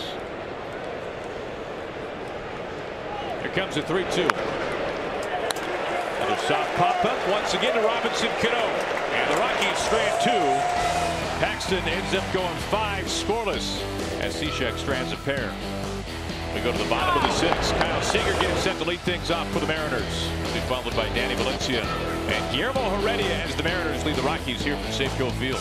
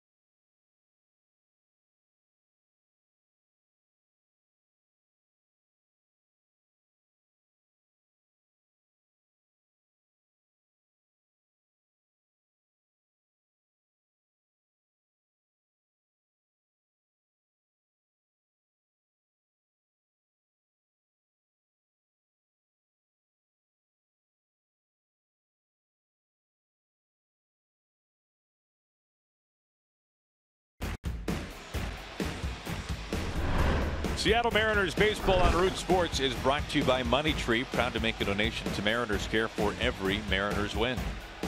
By CenturyLink, connecting you to the power of the digital world. And by Jack in the Box, come try the sweet or spicy barbecue bacon cheeseburger combo for $4.99, limited time only. Good look from earlier tonight, the Port of Seattle. Mariners are finally back home, taking on the Rockies, the first two here tonight, and a new pitcher up on the mound. Cincinnati is out. Jordan Lyles is in. 16 appearances, high ERA, just under 7. Opponent's hitting over 300. He's given up 5 home runs. He has a good fastball at 94 miles an hour. Cutter, curve, change to go with it. Kyle Seager 1 for 2 and scored a run. We saw Lyles a couple of days ago for 2 scoreless innings against the Mariners.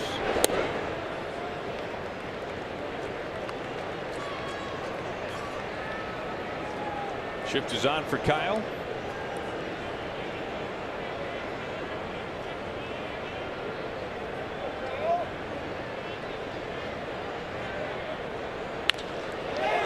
Over the shift and in front of Gonzalez.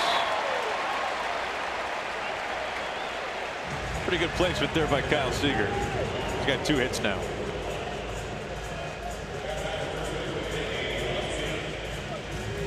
Cincinnati, 5 innings, 5 hits, 4 runs. They were earned. A couple of walks, 7 strikeouts, 94 pitches, 58 of those for strikes. Certainly see why that organization likes him a lot.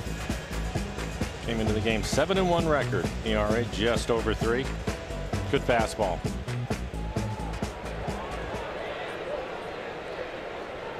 Leadoff man aboard here is Danny Valencia. Last 2 times the Mariners leadoff man has reached, he has come around to score.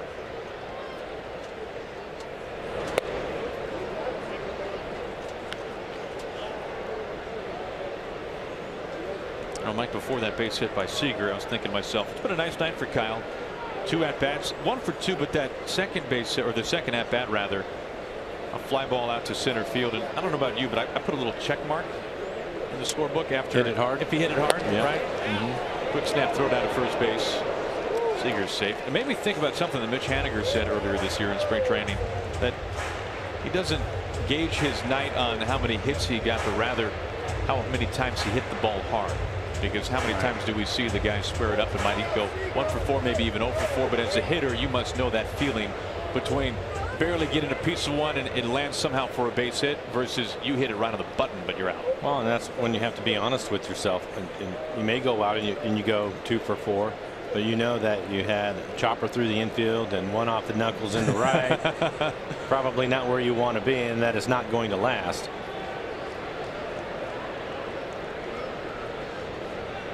I think that's the key. The soft 2 for 4 is different. Right. And then on the other side of it, LeMahieu, who won the batting title in the National League last year, off to a slower start this year. And when we were in Denver, I heard somebody say that he has hit the ball harder more times than anybody in the National League. Bad luck. So he knows that the hits are going to start falling for him. There's 2 ways to look at it, really. But Kyle he's been swinging the bat well.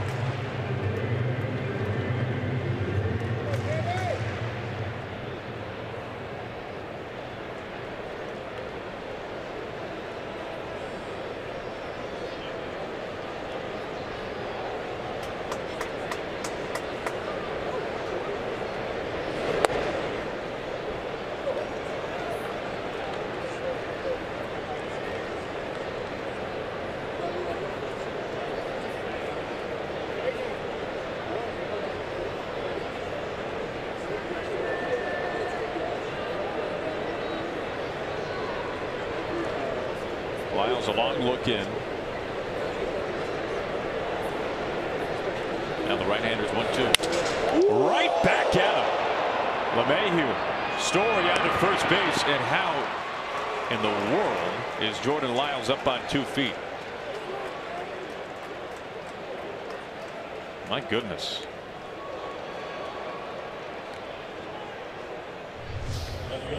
Take a look at it. Fastball right on the inside corner, hit right back at him.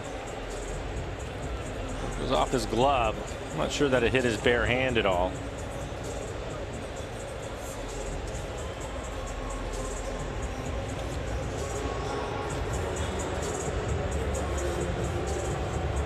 That goes down as a 1-4-6-3 double play. Scary. No kidding.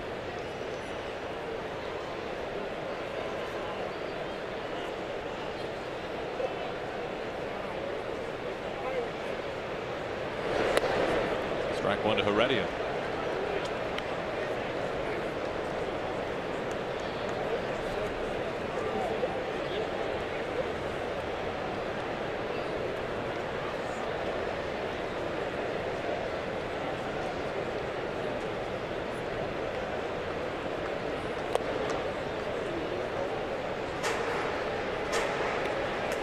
That seems like a classic play that a few years ago would have been clearly into center field. When you think about where LeMahieu was lined up there. Playing more towards the middle. Yeah. Yeah, you're probably right.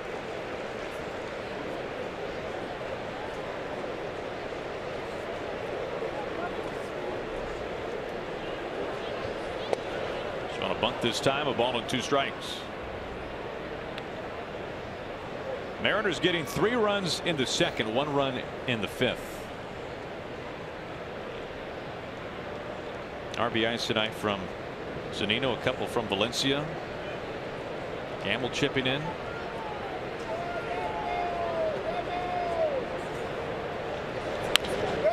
Arenado charges. Chest high on the run. And plenty of time to nab Heredia. Well, despite that leadoff single, the Mariners are retired in order for the 4th time in 6 innings, but take the lead onto the 7th.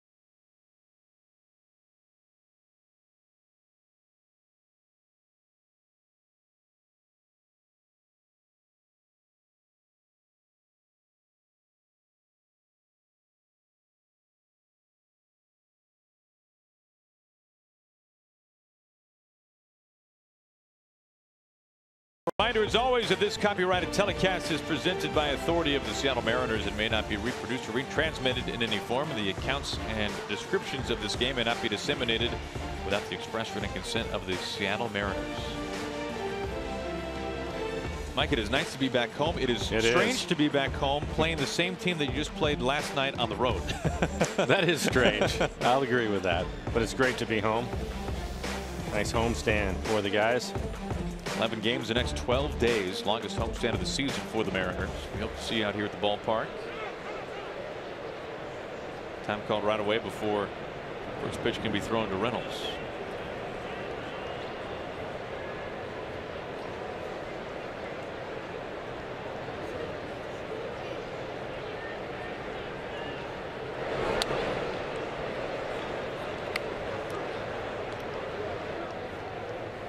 James Pazos beginning to loosen up inside the bullpen.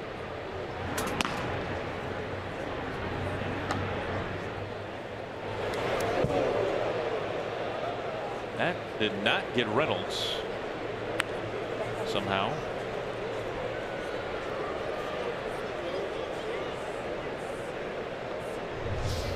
It's going to be a fastball, 89 miles an hour. Just missed his hands.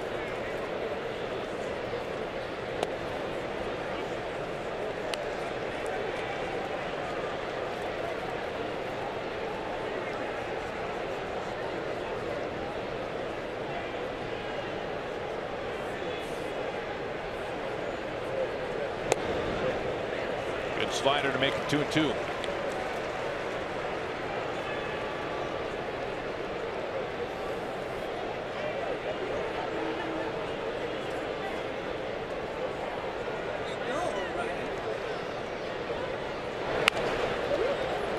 Seager angling off to his left. Plants throws at number 1.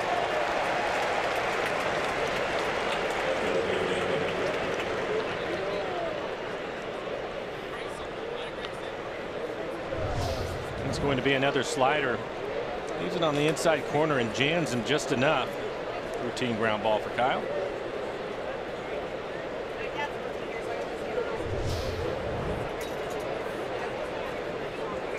Talked about how nice it is to get back home as Desmond climbs in here. As an infielder, and especially a guy at third base where the ball gets on you faster than anybody, is it nice to have your own infield back? If that makes any sense? It makes perfect sense, and yes, it's where you're going to practice the most. The best feel for it. For a place like you go to Denver for a couple of games, someplace you haven't been since 2015, I would think it would take you some time, well, before the game starts, just to get a feel for what it's like over there. You're talking about third baseman. The first thing that they're going to try to find out, it's on a slow roller. Will the ball go foul, stay fair? What's it going to do? Because you don't know. And they'll get a feel for the grass. How fast is it playing?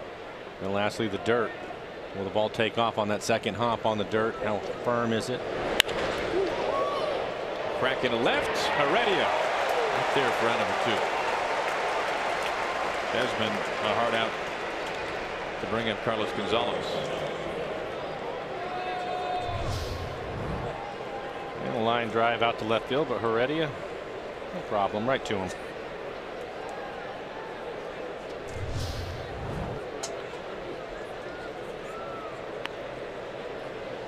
So it sounds like, Mike, it's all part of the pregame routine. First time in a new city. Yes.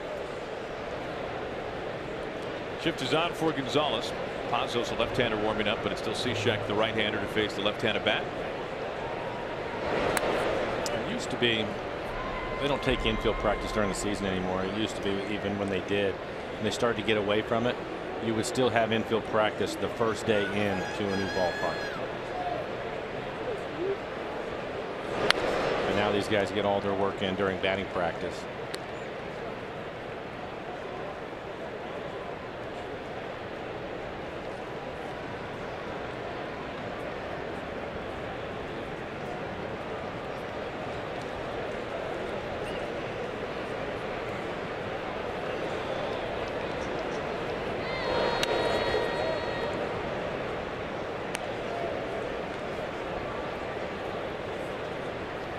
That's already the longest outing this year for Steve Cishek.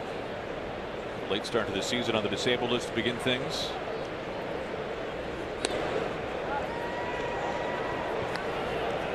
But Steve has been a 1-inning max guy so far this year.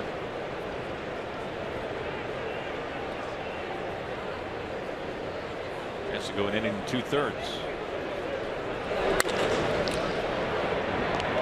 Getting back over onto the left side of things. Segura with a strong throw to first base. And Steve Cishek, with a little bit of help behind him, retires all 5 men that he has faced tonight. Time to stretch as we go to the bottom of the 7th. Dyson Zunino. And then that man you just saw, Jean Segura, as the Mariners lead the Rockies.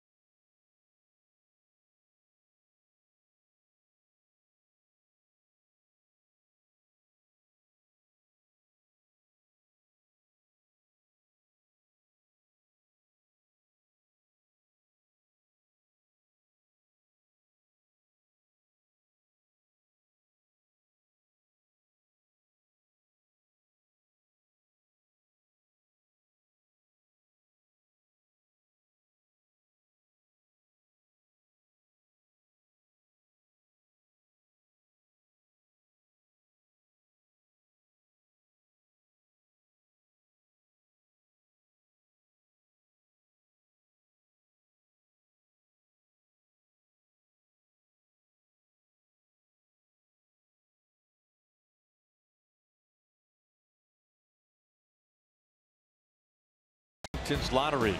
Play today. Good look inside Safeco Field. The King eager to get back and off the disabled list. And it's Felix making some friends. Who wants a baseball?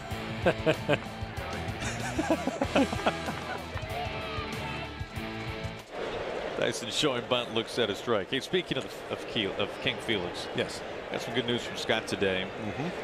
Saying that the bullpen that Felix threw in Denver was better than Scott had expected it to be. He threw all of his pitches, his whole repertoire. And one of the things that Scott pointed out was that when you are pitching in altitude like you did, or like he did in Denver, that, as we talked about at the time, Mike, pitches don't move the same. They don't break. Yeah. And yet Felix's apparently did, and they felt very good about it. Kuma also threw a bullpen that went well. So Felix, it sounds like, is on his way back. Scott saying that he thinks he'll need a couple of rehab starts. A simulated game will be first. A couple of innings that'll be coming up, sounds like, on Friday or Saturday. So good news for Felix Hernandez, because the Mariners dugout is quickly running out of baseballs.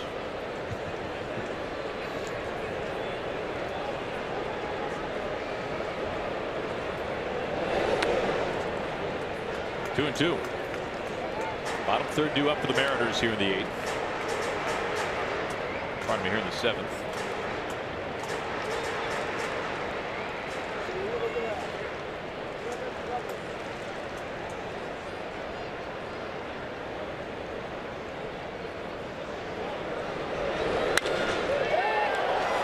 Blackman moving back towards the warning track. One down.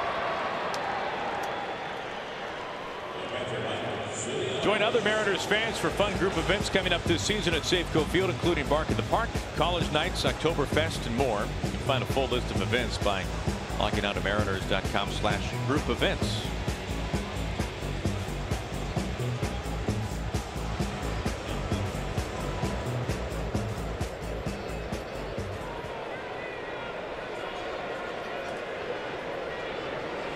RBI double earlier tonight for Mike Zunino.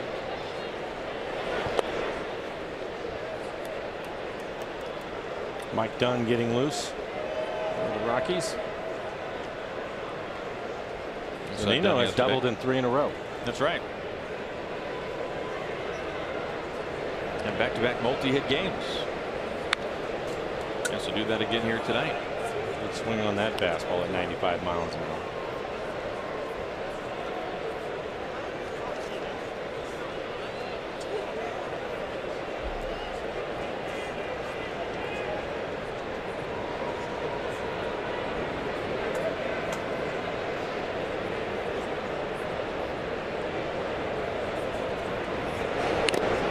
We've talked about James Paxton, for example, when he came back up from Tacoma last year with the revamped delivery, how it takes some time to get used to those new mechanics. And I would think, Mike, you could speak obviously better to this than I can, that the same would be true for Mike Zunino when he retools things in Tacoma, comes back, and now learning how that swing plays at this level. Yeah, because he really wasn't there for very long. And I think there's one that you have to get comfortable with it, and then as you move forward and play in the games, because it's one thing to take batting practice. It wasn't in AAA for a real long time. Now you're facing major league pitching. A little tweak here and there makes a difference for him. Yeah, I think for Mike right now, with the way that he's swinging it, you saw the 5 hits in 3 games so far against the Rockies. At some point, you just have to start building up your confidence, feeling better about things, and realizing that what you're doing, the adjustments you're making, are working, because you have to get the results at some point.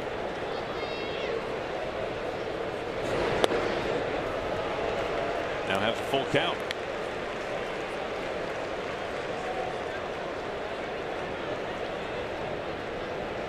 Segura waiting on deck. 0 for 2 with a walk.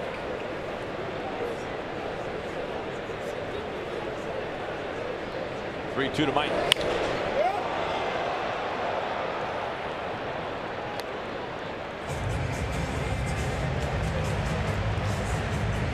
Still a full count.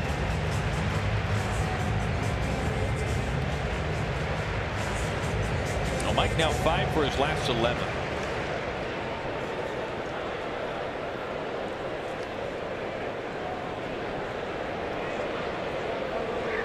Again, the payoff pitch. And to left field.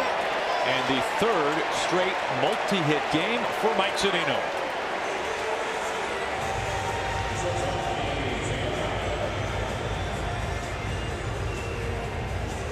And after trying to run the two-seamer around his hand, he comes back with a cut fastball. And Mike stays on it, 89 miles an hour. Lines it into left field. Now 3 games in a row with at least 2 hits. And before Memorial Day, Zunino did not have a multi-hit game this year. Now, each of the last 3. Strike 1 to Segura.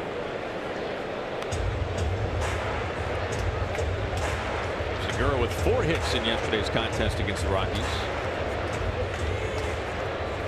Mariners have a chance to win their 3rd in a row against Colorado, their 4th overall dating back to Sunday at Boston.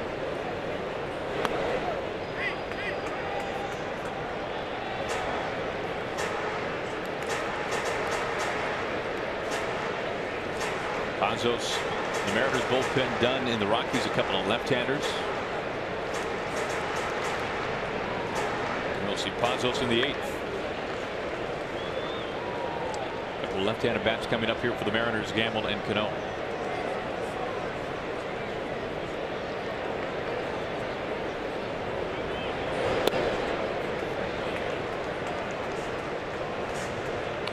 Now, Jordan Lyles used to be a starter for the Rockies and for the Astros before that, a former first-round draft pick by Houston. At one point, their top prospect. Lyles traded over to Colorado last year, making the transition from starter to reliever.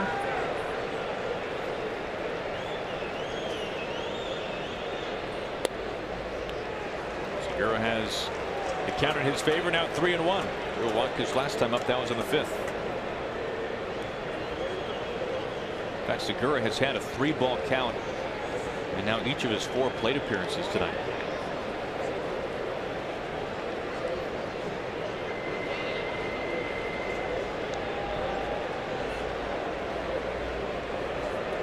Zunino at first, 1 out.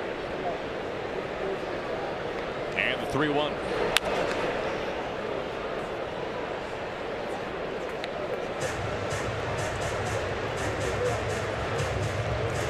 The series wraps up tomorrow at 12:40 first pitch with Giovanni Gallardo on the mound for the Mariners.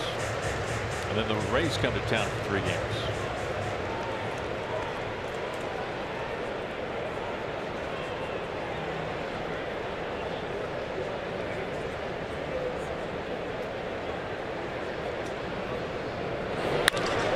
It is center in front of Blackmon. Mariners have 2 on with a 1 out.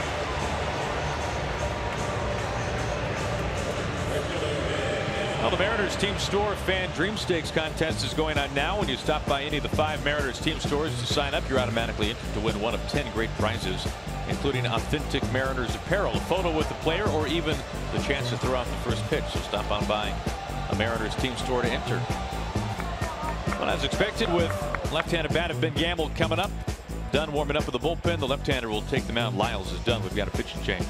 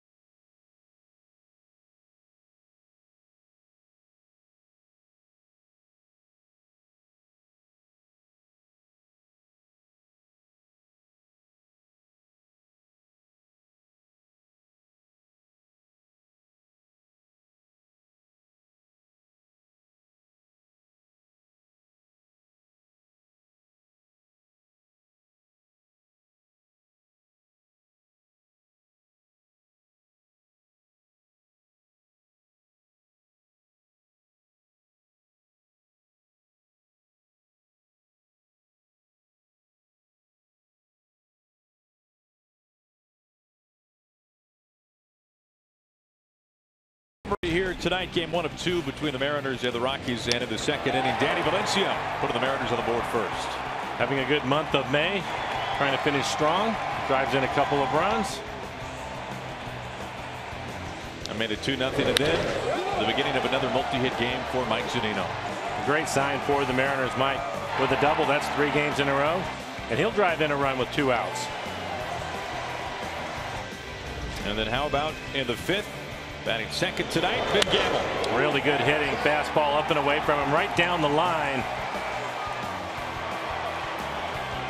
Dyson will come around and score. Ben with 3 hits yesterday picks up an RBI right there. Mike Dunn going to take over. 21 appearances on the year. High ERA. 5.74 ERA for him. 21 strikeouts at 15 2/3. Giving up 4 home runs this year. Fastball at 93. Has a curve and a slider to go with it. We saw Dunn in yesterday's game in Denver. Gave up a run in 1 inning of work. A couple of base hits. Left on left. Gamble climbs in.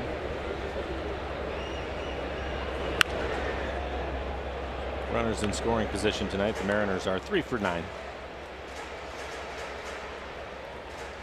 And plenty of at-bats, and that has been a trend that we talked about a little bit earlier.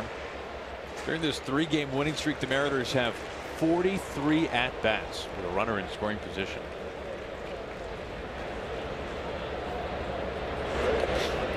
Gets away from Walters. He can't find it at all.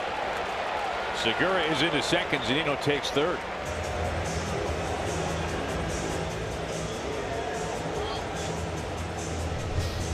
And a wild pitch on the breaking ball in the dirt. First wild pitch this year from Dunn.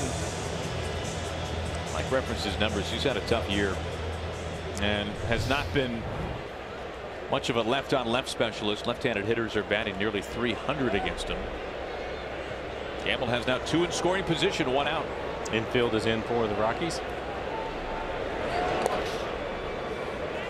Walters able to block this one. 2-1.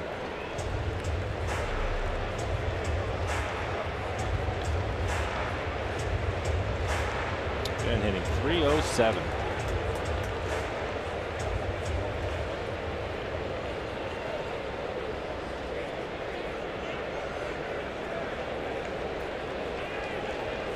The 2-1. Makes it now 2-2.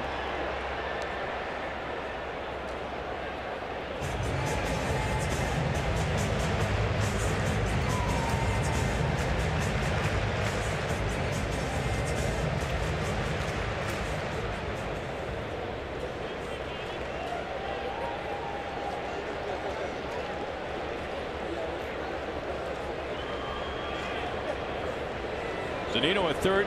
Segura is at second. Blackman very deep in center. Ready to run. Zunino coming home. He scores. Sacrifice fly off the bat of Ben Gamble, and it's now 5-0 Mariners. Second RBI for Ben.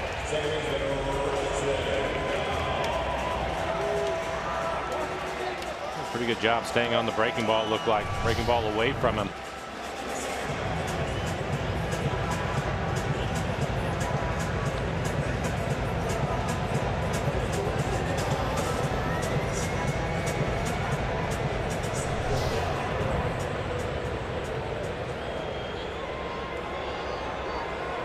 Two out. Segura at second base still as Cano climbs in. You can see the numbers in May have a little bit different than what Dunn put up in April.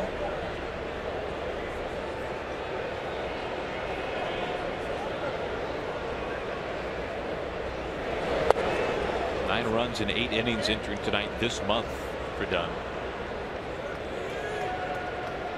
April just 1 earned run over 10 appearances, nearly 8 frames. Pazos ready to go in the Mariners pen. Plenty of time to get loose. 0-1 on the way. Inside.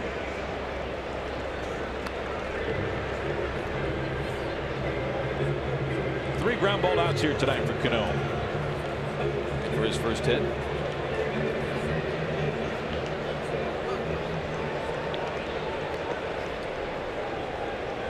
Cano, who is 3 extra base hits shy of tying Joe Morgan, the Hall of Famer, on the all-time list.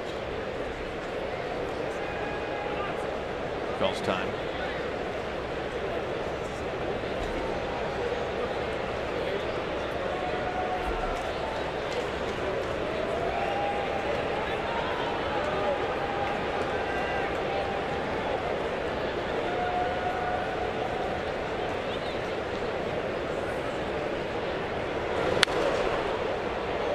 Talking about just the all-time extra base hits list, Cano is now only 8 shy of Brooks Robinson. Joe Morgan, Brooks Robinson, Some pretty good names. Rob's got plenty of time left too.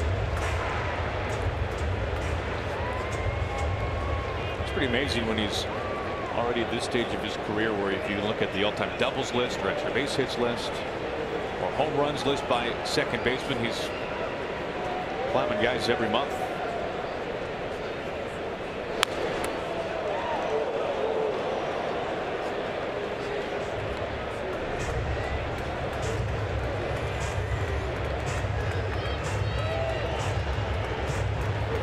Still 1-2 to Cano.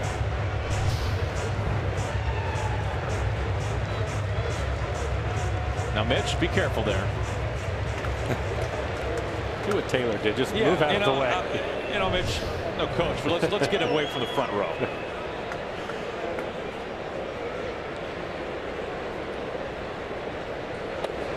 Able to hold back.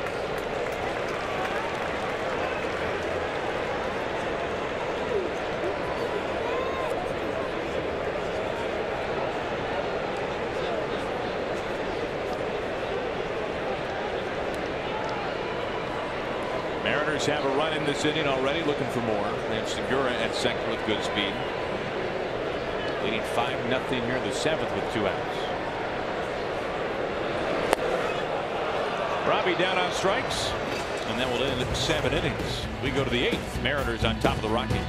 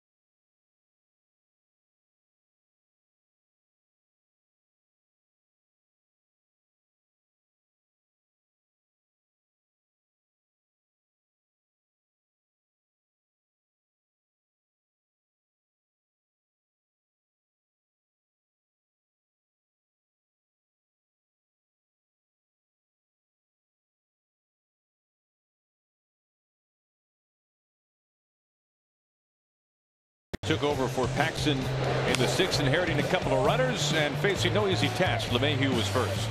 Couple of pop outs.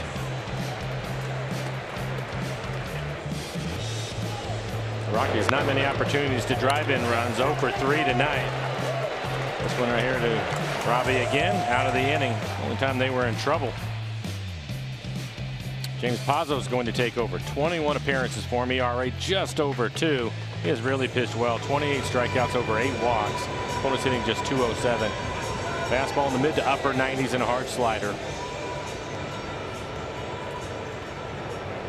That was a season high inning and 2/3, by the way, for Cishek, who gets the hold here tonight. Mariners have now extended the lead to now 5-0. Pazos to face the bottom third. It begins with Trevor Story.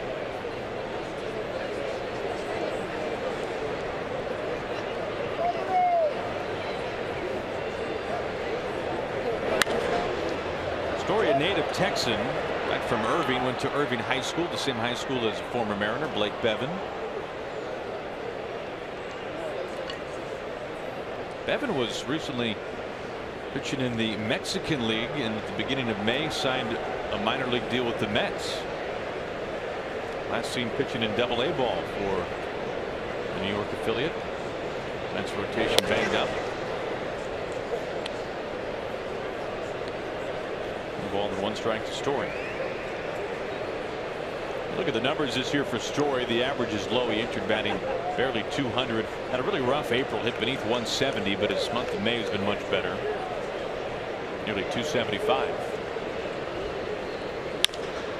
Rolls over this to Segura. A low pick with the bare hand, but Story too fast to first. An error on Segura, so the left side of the infield tonight for the Mariners has made up for both errors. A tough error. This one comes up on him a little bit, hits off the heel of his glove, tries to stay with it.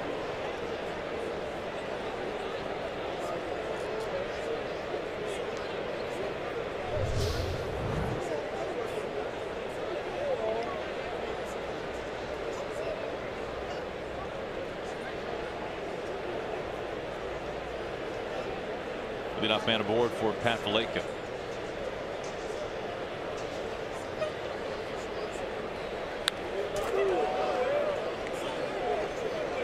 As a former third baseman, Mike, what do you make of the idea? I've heard some official scorekeepers talk about on a hop like that, if the hop is above the knee and misplayed, a base hit. If it's below the knee, an error. Does that ring true to you at all? The hop makes that makes the hop worse. Right. Exactly. Right. I think that for me on a play like that with Segura, the thing that makes it difficult is, one, you have Story who can run. He's swinging, he's out in front of it, so that he's getting a start towards first, and Segura is charging the ball, and if the ball comes up as he's staying down on it and he pops up like we just saw it, I think even if he catches it cleanly, it's going to be a difficult play. Maybe get him by a half a step. He may still beat it. That's what makes it tough. Gamble in the corner, glides over to make the catch for out number 1. Does that make sense? Yeah. So for me, I'd probably lean more towards a hit than an error. A lot of factors to take in. 1 out, 1 on. As Tony Wolters strides to the plate.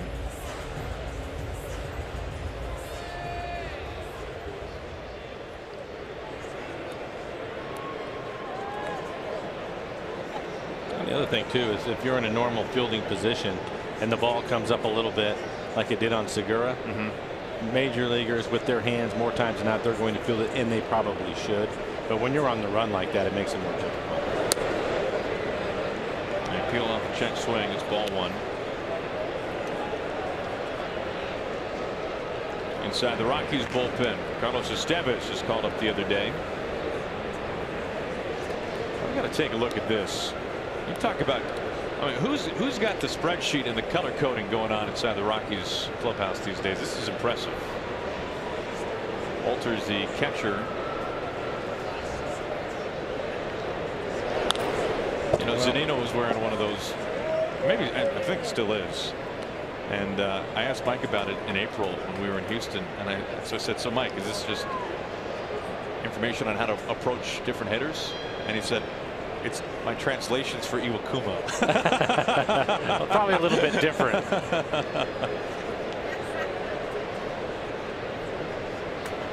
got the quarterback play call list on the wrist these days for a lot of big league catchers. Kevin Gaddis wears that sometimes when he's behind the plate for the Astros. Well, with Wolters, he's a converted infielder, and he hasn't been catching for very long. So I would imagine that there's a lot of information on there relayed from the dugout to help him get through a ball game.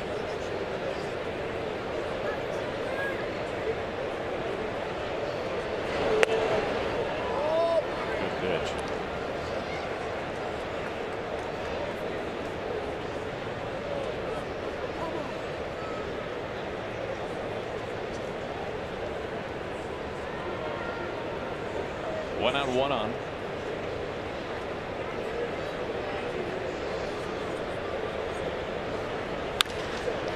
Right to Cano.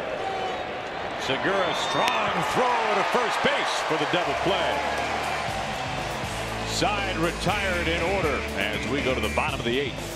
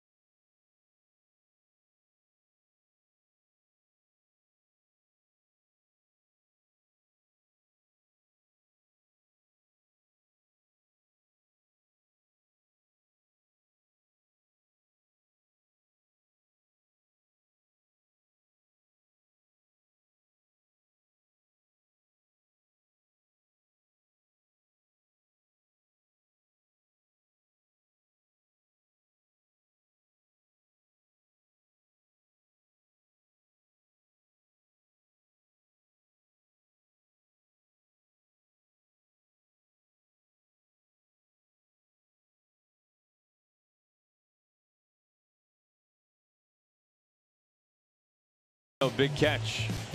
I was telling you earlier that Felix was throwing plenty of souvenirs away to the crowd. Real winner here inside Safeco Field tonight. And now back to the double play we just saw, Mike. It was pretty good too. Pretty routine double play. Robbie, a little backhanded flip and a strong throw from Segura.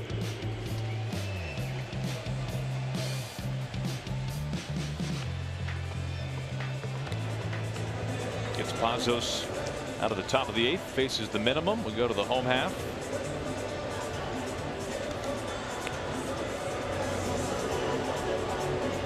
Nelson Cruz leads off the bottom of the 8th for the Mariners, and some good news, not some very surprising news, however. Nelson Cruz leading the pack, Mike, in terms of first place votes for the DH for the All-Star game this year in Miami. I think it's deserving for Nelson. He's been leading the American League in RBIs for quite a while. Look at total votes, more votes than a lot of guys on that list. Like Trout was leading the charge. Here's Estevez. Good fastball. He'll be in the upper 90s with his fastball. He also has a slider and a changeup. Fastball 96.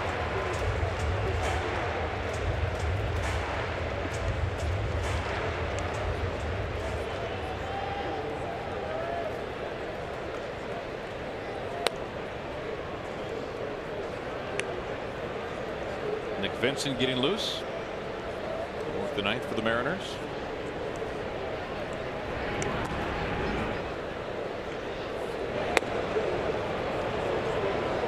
Scoring some runs, and the pitching doing what it has done has really made things a little bit easier for Scott Service tonight. Diaz was available, but he had pitched in 2 games, and yesterday he was up ready to come into the game, so that was 3 days in a row. 97 miles an hour up out of the zone, strike 3. I'm sure that Scott would be happy if he gets the night off. MLB.TV Premium is back. It's better than ever. Watch every out-of-market regular season game live on over 400 supported devices. Plus, get a free subscription to At-Bat Premium, the #1 app for live baseball. Blackout and other restrictions apply. Visit MLB.TV for details.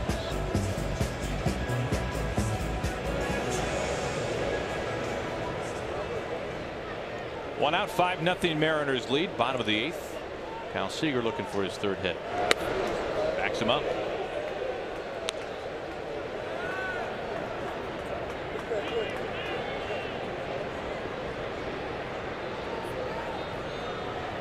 The Mariners are nearing what will be their 4th win in a row.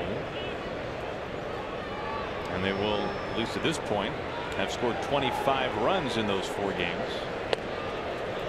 Chance for more here in the bottom of the 8th.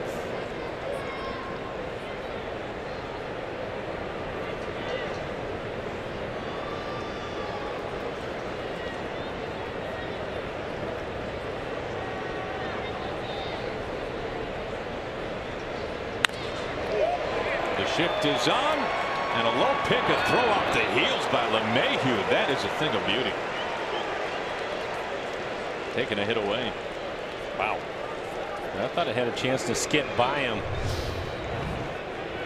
Top spin line drive. Kyle out in front of it just a little bit. Maybe catches it towards the end of the bat. You can see it skip off the grass. Gets rid of it quickly and an accurate throw.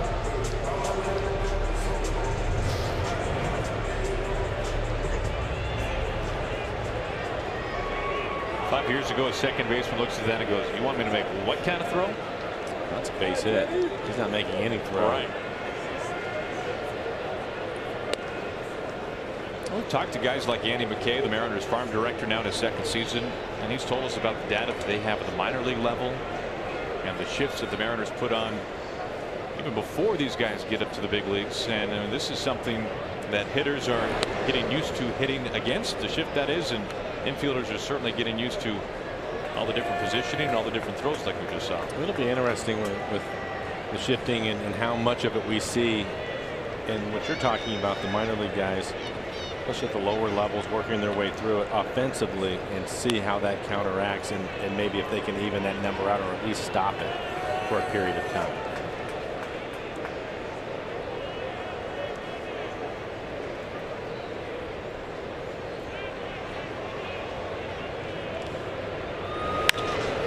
The opposite way.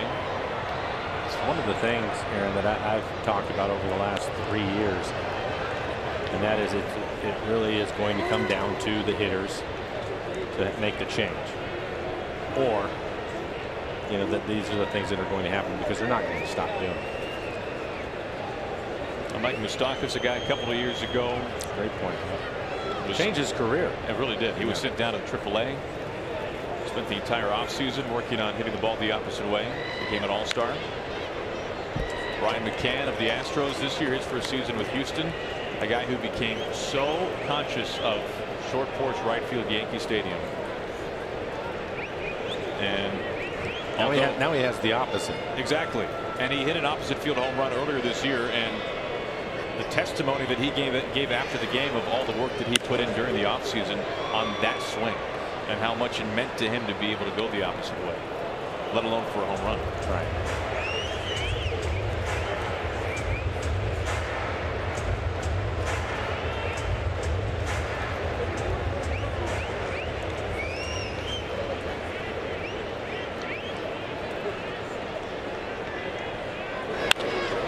The opposite way and through. Valencia's second hit. Comes with 2 outs in the bottom of the 8th.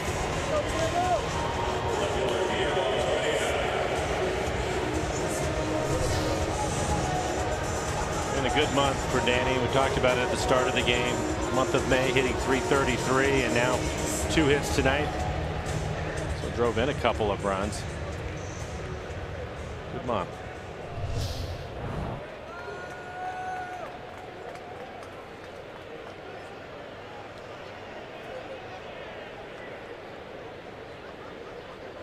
Two outs, a man on for Heredia.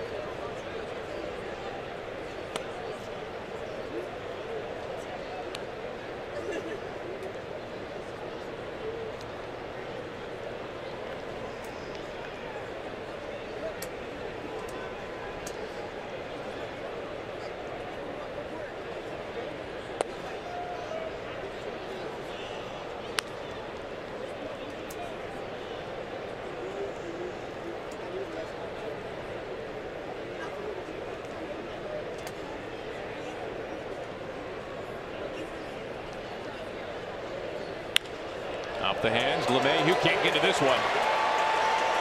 Valencia into second base, back-to-back singles with 2 outs. Heredia is aboard, his first hit tonight.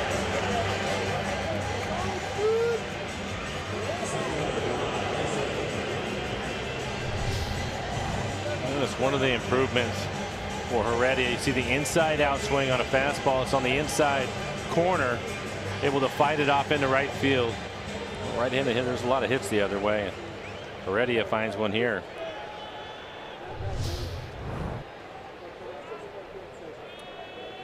Well, that base hit marks the 4th straight game double-digit hits for the Mariners. Yesterday, a season best 19 hits. 10 hits before that on Memorial Day in Denver. And then 16 hits on Sunday, a win for the Mariners, a shutout win no less at Fenway Park. After like seeing all the hits, Mariners were 4th in average coming into the game. 2 outs, 2 on for Dyson.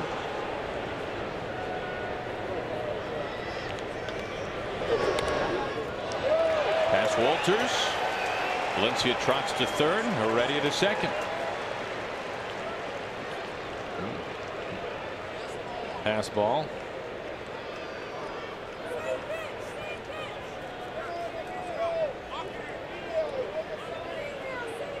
I think Walters is crossed up here. He was expecting a fastball.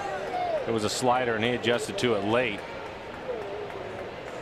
The signs will change with the runner at second. I'm not sure that they were on the same page.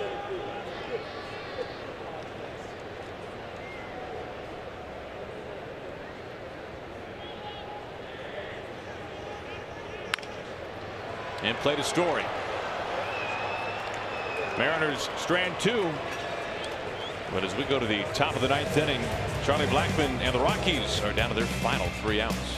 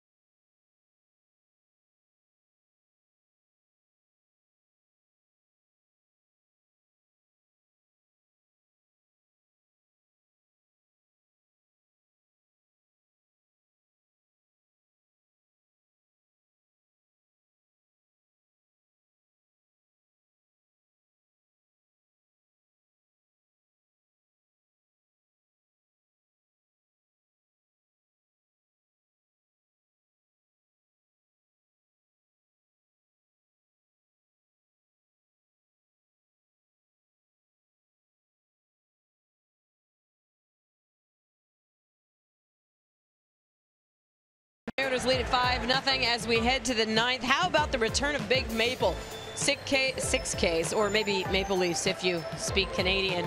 In his return tonight. He was fantastic. We will break that down. Another game, another double, another couple of hits for Mike Zunino. And we will also hear from the skipper, that man right there behind the bill, Scott Service. It's all coming up on Mariners Postgame, presented by Alaska Airlines. Guys. All right, thank you, Angie. As we take a look at Nick Vincent, Mariners' new pitcher. 23 appearances, a 2.38 ERA. He really pitched well. Opponent's hitting just 220 off of Nick. Fastball at 90. There's a cutter right around 88 and a slider. The Rockies are 3 outs away from losing 3 straight games for the first time since the end of April.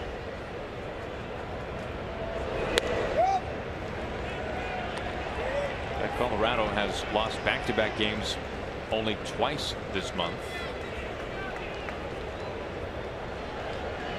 Mariners taking both games in Denver beginning last night and the day before Memorial Day.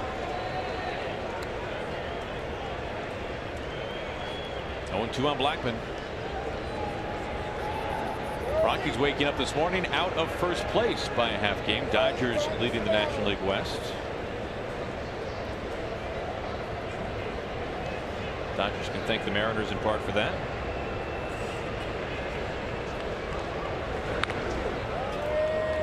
Gets a piece to 0-2. Good cutter in on his hands. Just off the inside corner.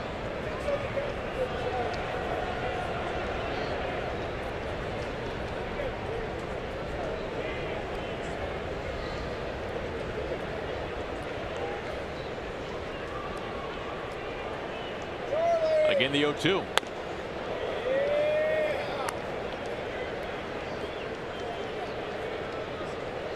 For Bud Black, before the two-game loss, two-game sweep by the Mariners for the Rockies in Denver, the Rockies had gone 9 straight series without a series loss. 8 series wins, 1 tie. The series wraps up tomorrow. We hit the airwaves at noon here on Root Sports. Giovanni Gallardo gets the ball for the Mariners, his 11th start. Taking on rookie Kyle Freeland, former top 10 draft pick by Colorado. Freeland pitching well, despite some not very good walk to strikeout numbers, as you can see there.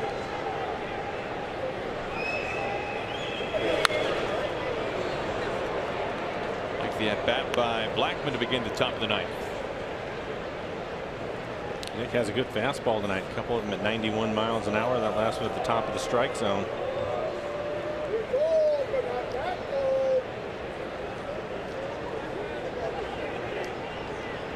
Mayhew on deck, then Arenado, top 3 due up for Colorado.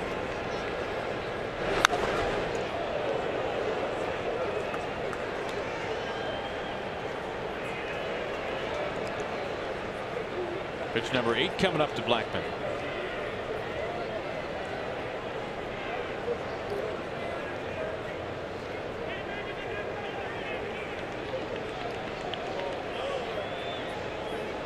Shift is on for the Rockies leadoff hitter.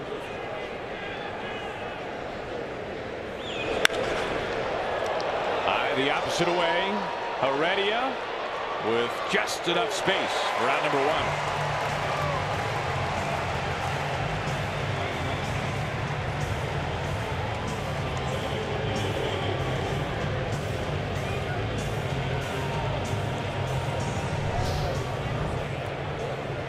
1. And a routine play for Heredia. Plenty of time to get underneath it.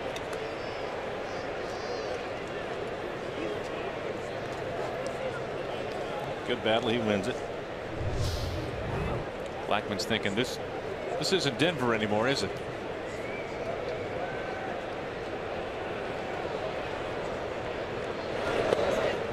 Strike 1 forward into LeMahieu.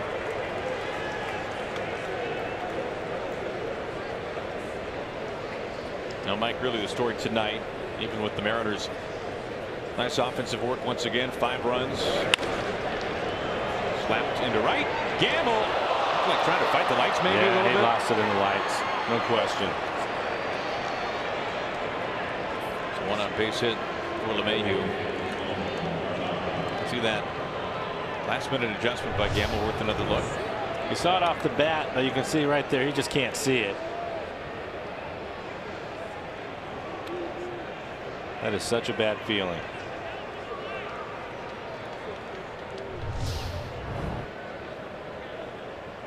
One out, 1 on for Arenado. But really, Mike, the story tonight, James Paxton. Yes. He was terrific. I don't think it could have gone any better than when it did. Fastball at 99. Good feel for his curveball and slider. And it's going to be such a lift for these guys to have him back in the rotation. You mentioned the good news with Felix, so things are starting to turn around.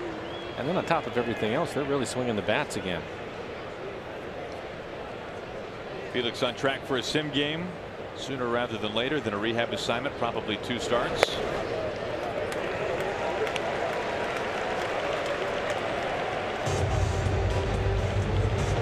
Pitches, 11 strikes.